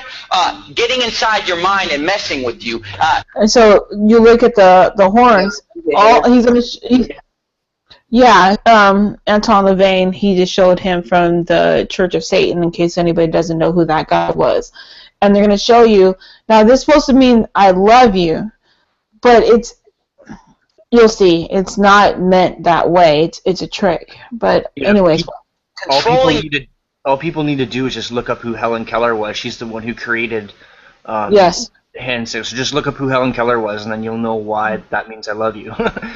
Exactly. It means I love you, Satan, actually. Okay, let's go. Thought process by supernatural means or demonic means. Or hey, I'm going to tell you something. Disney movies are filled with subliminal messages. And you say, oh, that's a hoax. I've seen it with my own eyes. When I was a teenager, I had a friend of mine sit me down at his house and show me the subliminal messages in the Disney movies. They're filled with subliminal messages. Let me give you some examples. The Lion King, filled with subliminal messages. Okay, all throughout the movie, there are pornographic pictures hidden in the movie. Like you'll be watching the movie, and just for a few seconds, something filthy will come on. Like off to the side, there'll be some kind of a, reproductive anatomy will pop up, over here, and then over here. There's this one point where the lion, he kind of goes like this, and a cloud of dust comes up and just spells the word sex. And the word sex is put in the Lion King movie subliminally, literally hundreds of times. Hundreds of times. The shapes on the screen will spell the word. And I've seen it. I mean, I had my friend sit me down at his house and pausing the movie, showing me the word sex popping up on the screen at different times because he knew where they were. And he would show me these things. Another one, and they all are filled with it. Aladdin is another one. In the movie Aladdin, there's a part in the movie where the guy, what's his name, Aladdin? There's a point in the movie where he tells Jasmine to take all her clothes off. But you don't even know. This is Anton LaVey, the Church of Satan, right here. Yes. So, no, just for people who watch later, just so they know who he is. Unless you know it's there, you listen to it, and he mumbles it kind of under his breath. Leave me alone. Down. So how's our little Bo doing? Come on, good. Can you just take off? So how's our little Bo doing? Come on, good. Can you just take off? Come on, good. Can you just take off? Come on, good. Can you just take off? And I mean, once you know it's there, you hear it just as clear as day. But you didn't know that it was there, you wouldn't hear it. And The Little Mermaid has a filthy picture drawn in the cover on the front of The Little Mermaid. And nobody would realize it until somebody shows you and says, look at this. And you look at it, whoa! And all throughout the movie there are scenes, I'm not even going to describe some of the scenes in The Little Mermaid, where subliminal messages are coming on the screen. The other movie, Beauty and the Beast. There, a nude woman pops up a few times in the background of Beauty and the Beast, filled with subliminal messages. Your kids are watching it, and their mind is maybe not even seeing it, but it's going into their subconscious. Words flashing on the screen over and over. sex, nudity, filth, just all the smut is just coming on the screen. Come on. Oh, those movies are harmless. They're filled with subliminal messages. Who knows what your kids are being programmed? Oh, but you know what? I'm sure that it's only just for this thing. I'll guarantee you it's the rest of Hollywood probably doing the same thing. And these Disney movies, at first when I was a teenager and somebody showed me this, I thought it was just a couple movies, a couple scenes. But as time has gone on, I've realized that virtually every Disney movie is packed with hundreds of subliminal messages to program the minds of your children. Okay, but then forget the subliminal message. Just the message of the Disney movies is perverted. Even if you just forget the subliminal message. I mean, forget what movies did we bring up? The Little Mermaid. A half animal, half human being. And that's perverted. You guys can see this, right? Yes. This shit's fucked up. Watch. Oh my god, watch. In and of itself. All throughout the Bible, every false god is a half animal, half human being. They're constantly merging of animals and human beings. It's paganism. It's wicked. And yet every Disney movie is pretty much based on the merging of a human being with an animal. It's described in the Bible. And the movie The Little Mermaid, she's topless the whole time, right? She's just wearing like a bikini top. How is that? Is that how you want your daughter to dress? But there's no cussing, there's no nudity. Do you want your daughter going around in a bikini top? Is that modest apparel? Is that what Jesus Christ would have you to wear, ladies? No. The movie's filled with Satanism, witchcraft. There's some, Ursula, some witch that's casting spells and using sorcery and demonism. Oh, pretty innocent, right? All of them are filled with it in the movie Beauty and the Beast. The whole first half. See? I see it. Yeah. Half of the movie is these prostitutes in the town that are dressed just half naked, dancing around, admiring this guy, the big, strong, handsome guy. But all these girls are dressed indecently. They're obscene in their gestures, subliminal messages. And then the whole movie is basically just exalting a certain physical standard of appearance. Beauty and the Beast is a movie about a woman who falls in love with an animal. And in the movie they keep acting like, well, he's just ugly. He's not ugly, he's an animal. But there's a difference between being ugly and being a beast, being an animal. And if you've seen the cartoon, it's an animal. It's like a dog. It's like a big dog man or something. I mean, it's clearly an animal, and yet she falls in love with him while he's an animal. You know, only when she kisses an animal does he become a human being. Oh, wow. And you say, well, what's wrong with that? Read the Bible sometime. Brothers and sisters. You saying, and what's wrong with that? Read the Bible sometime. Right. Everything that we're being shown is evil, it's Satanism, it's Luciferian, it's disgusting, it's, my God, horrendous. But go ahead. Does anybody have anything to say real quick about this before I continue? Anyone else? No, I've seen this before, and I agree. It's pretty bad. I would never ever show any kids Disney movies. That's for sure. Yeah, it's pretty fucked up. I pray that this video clearly showed you what is going on in the Disney films. Now, this is innocent and family friendly, and a lot of people don't understand the deeper occult and satanic message behind it. Do you know Winnie the Pooh was actually a female bear back in World War, I believe, I? It's actually a female bear. Disney. My family was buying Disney products for my daughter, and she's 1 year old, so this is just something that they figured they were supposed to do. Disney goes to kids. But I want to tell you that as for me and my house, we are going to serve the Lord. I know what Disney is. Right here, you have 6, a reverse 6, another 6. Do you see that, people? Look, 6. Do you see my mouse? Okay, watch. Reverse 6, a 6 on top of the I, a reverse 6 in the S, and another 6 in the Y. I know the message behind it, and I am going to make a stand for righteousness and holiness in these last days. Now, this is going to be unpopular. This is not going to be something that people are going to understand. So I pray this video is a resource you can use to explain to people what's going on. Walt Disney was a 33rd degree Mason. Yep. And if you know about Masonry, it is about the occult. It is about secret knowledge. And Disney wanted to bring this secret knowledge to Did you see the picture of Disney right there? Yes. Right here. This is him. That's him. And Disney wanted to bring this secret knowledge to the rest of the world. He wanted to make magic a staple in people's lives. And if we Let's see, even with the Mickey Mouse, and you see the Mason symbolism right here. Even look at the Walt Disney logo, you can see that 6. it is He's missing this 6, but that's fine. And you may say this, like, that's Walt Disney's signature. That is not Walt Disney's signature. And if he is not putting the mark of the beast in there, why is on Disney stores the Mickey Mouse head made up of the same numbers? You see, in Masonry, they believe... So the Disney store actually has 6, verse 6, 6.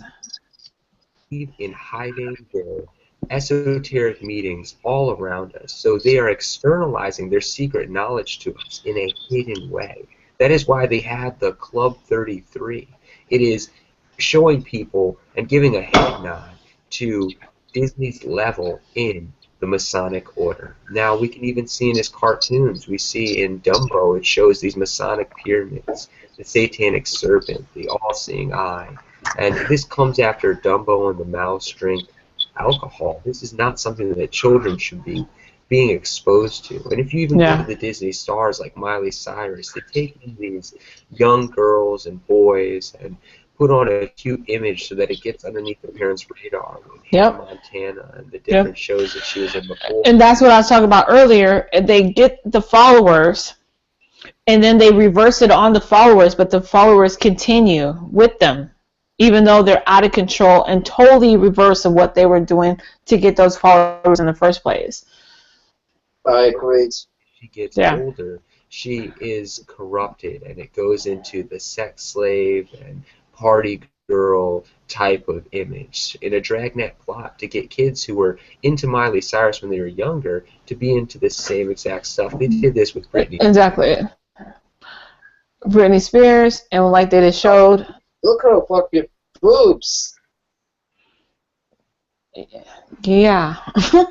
Okay, but see right here, they're doing the same thing. She's innocent. Shh, be quiet. Keep a secret. What's the secret? The bullshit. That's what the secret is.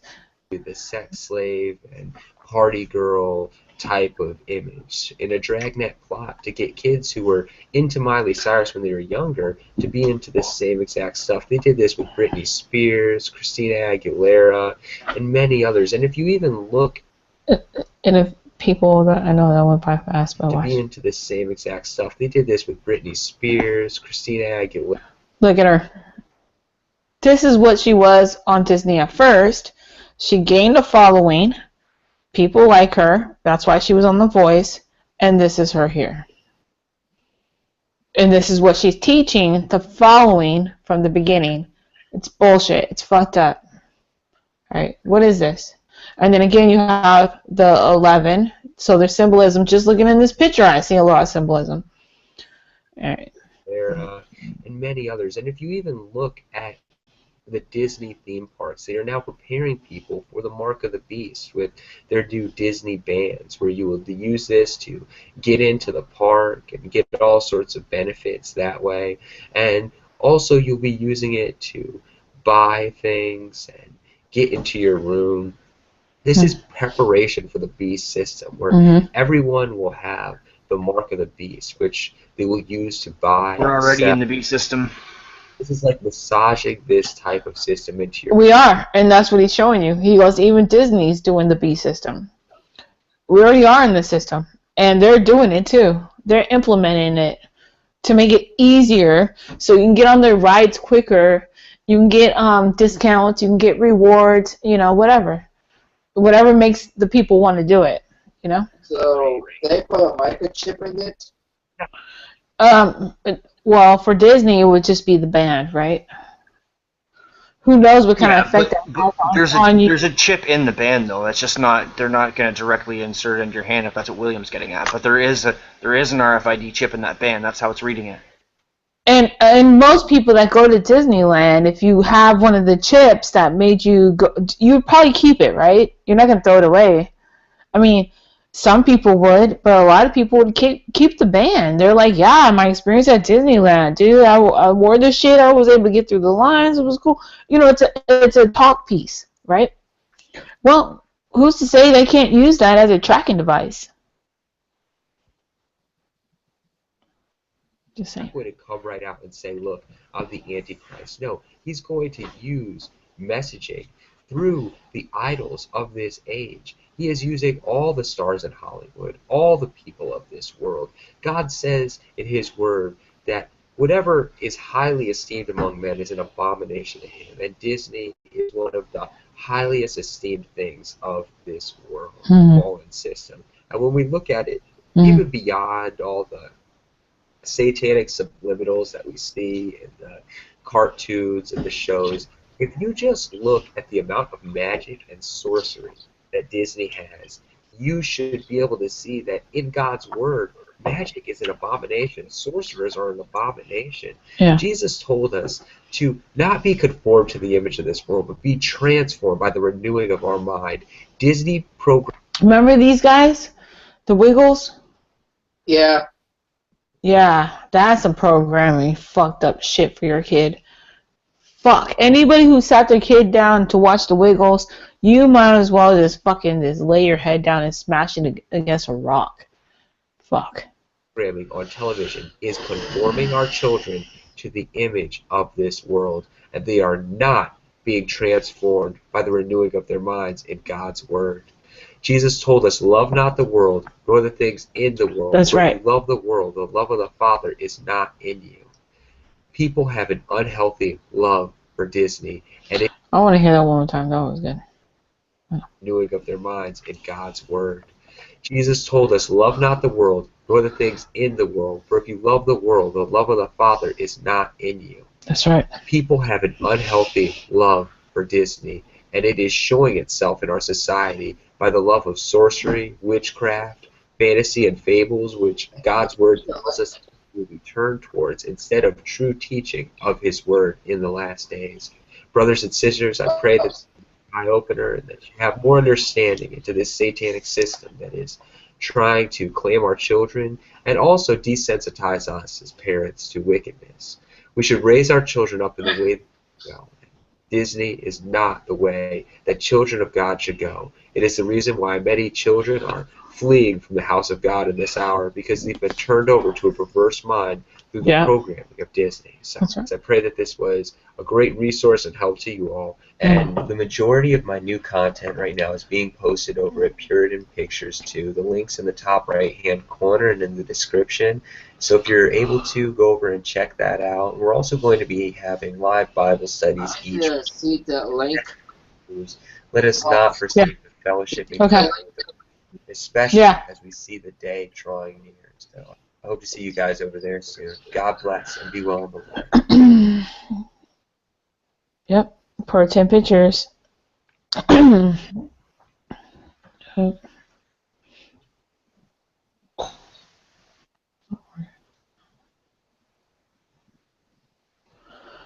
Yeah.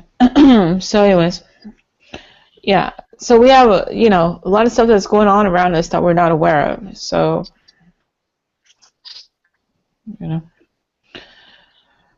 Here, William, I'm going to give you the link right here.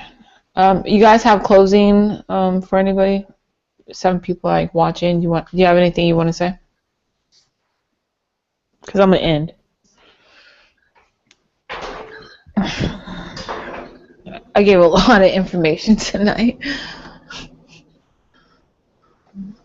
That's the wrong thing. What?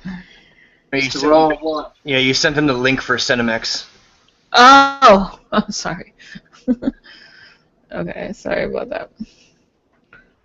Hold on. All right, do you have any closing arguments or what do you think about what you just saw before we end the show? Yeah, I saw a lot of things. Yeah. What do you think? Oh God.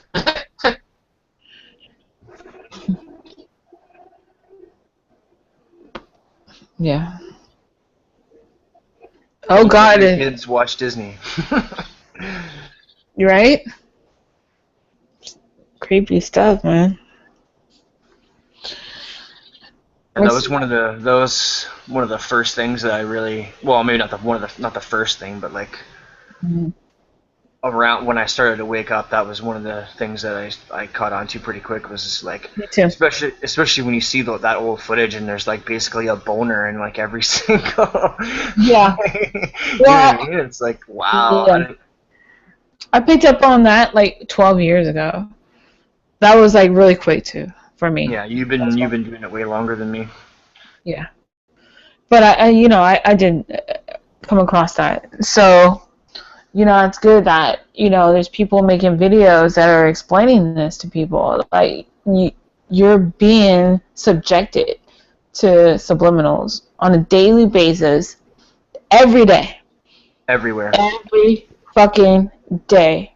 Everywhere. Exactly. Soap operas, your favorite TV shows, your favorite news channels, your weather channel, your sports. It's everywhere. Absolutely. I was even I was watching something from one of the kids in children. I don't like saying kids. One of the children in my family was watching it, and it's I think it was Blue's Clues, and they even have Globe programming in that. Oh yeah, I know. I saw that too. Yeah. And that's for like 3-4-year-olds, right? 3, Yeah. 4, 5. Yeah. So it's pretty bad. Yeah, you're being programmed before you even go to kindergarten. So, like, okay, so you have to understand, like, sometimes I'll run into, like, somebody who's older, or even younger, it doesn't really matter, but usually older, and you're trying to explain to them that you've been lied to your whole life. They don't like that. They don't get it. They really don't get it. And I understand why they don't get it, because it's always been there, always been right there, you know. Even your parents can put a map on your wall, you know. That's not even abnormal for your parents to put a map on your wall as a child. Yeah, but at least with a map, it's flat, right? It's like if they put a globe in your room, you know what I mean? And then That's fucked up. There's no way to get from it. Yeah, that's fucked up. Yeah, because it's like you don't even have a chance. No. So you know, you have people that are just like, well, it's always been there, so they don't know anything else. And by you even suggesting there's a possibility that it could be something else, they will fight it tooth and nail. They're not gonna budge, because I'm right. How dare you tell me I've been lied to? I'm smart. My teachers didn't lie to me. I would have known. My parents didn't lie to me. I would have known. My government didn't lie to me. I would have known. And it's just pride. Yeah, pride's definitely a big part of it. It's a big part of it. You know, they're emotionally immature. And you could tell by the way they act that they're emotionally immature. So, you know, you're dealing with levels upon levels upon levels and levels and levels of mind control. And it's the point of breaking through that. It's the point of saying, all you have to do is question what you believe.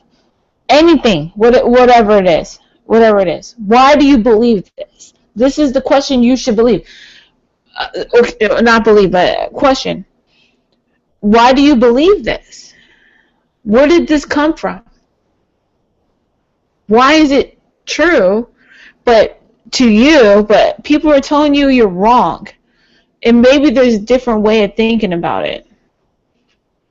And a lot of these things too. It's a lie that's so big that it's huge. It's huge. It's hard for somebody, like, especially the globe thing, right? Because nobody has a rocket, like you said. Nobody has a rocket, and you know what I mean. And not just that, but people are emotionally attached to it because their family told them this. Their family believes this. Their friends believe this. Their friends tell them this. Their school told them this. Their friends are from school. It's so multi-layered. It's brilliant the way they just did it.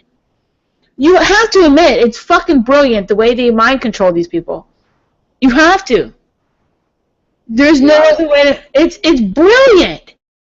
It is just so fucking multi-layered, and everybody just adds to the multi-layer, and they don't even realizing that they're even doing it. You're just genius. Fuck yeah, dude! Like, what the hell? It's crazy. It's so. Oh my god! It's so multi-layered. It's like chopping through an onion without having to cry. Angry. Hey, everybody. What's up? Hello. About to leave. Yeah, you came right at the end of the show. Yeah. But what's up with you? Oh, no, I'm just bored out of my fucking head. Oh, damn. Were you on a different call? Yeah, I was talking to my friend Sega and his friend, and we were just chatting Well, around. that would bore me. Laughing. Sorry. Thought you were bored though. No, I mean when he hung up. Oh. I was like, what to do? That quickly? Hmm. No. I was supposed to talk to this one person, but supposedly then they don't want to talk anymore. So I'm like, okay, what do I do anymore? So I decided to come in here, and chat with my buddies here. Yeah, say hello. To talk with James, to talk with Rose, and to talk with who's the other guy? William. Yes. Oh, nothing. Just saying your name for exotic reasons. You guys talking about Monty Python over there, or what? Yeah, Mike Teenage Python's brother. No, Monty Python. You're doing a British accent. Sure. Or trying to, at least. By the way, before we go off air, rest in peace to the people in Paris that are going through hell at the moment. Mm-hmm. Yeah, that's just a sad tragedy, and I hear that the people that are over there destroying Paris are supposed to be coming to the United States to basically kill us. What do you mean?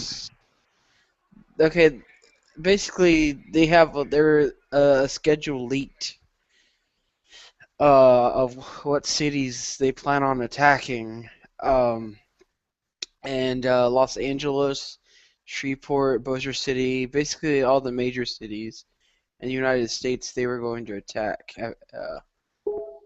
So these So why people, is these why people is that they caught, are they Muslims or? Go ahead, Liam. Yes, but thankfully the United States and all that, I've already got like a hold of it, like in terms of like they already know what's gonna happen, so hopefully like they stop it. What the fuck? Alright, well anyways. So people, I'm gonna have to say goodnight. Everybody else, we can stay in here as long as you want. People can come in as long as you want, but I have to end this because a lot of people don't want to stay on here for 5 hours and watch this show, which I understand. So I think we filled it with a lot of information, right, James? Yep, I think it was pretty good. Yep. Yeah, we went from Vigilant Christian, clones, iron in your cereal, we went all over the place, even to Paris shootings. So anyways, hopefully you guys enjoyed the show. Love you guys. God bless. Jesus Christ is real. And if you don't agree, well then you know what you can do. Fuck off. Just asking, Rose, what's the big deal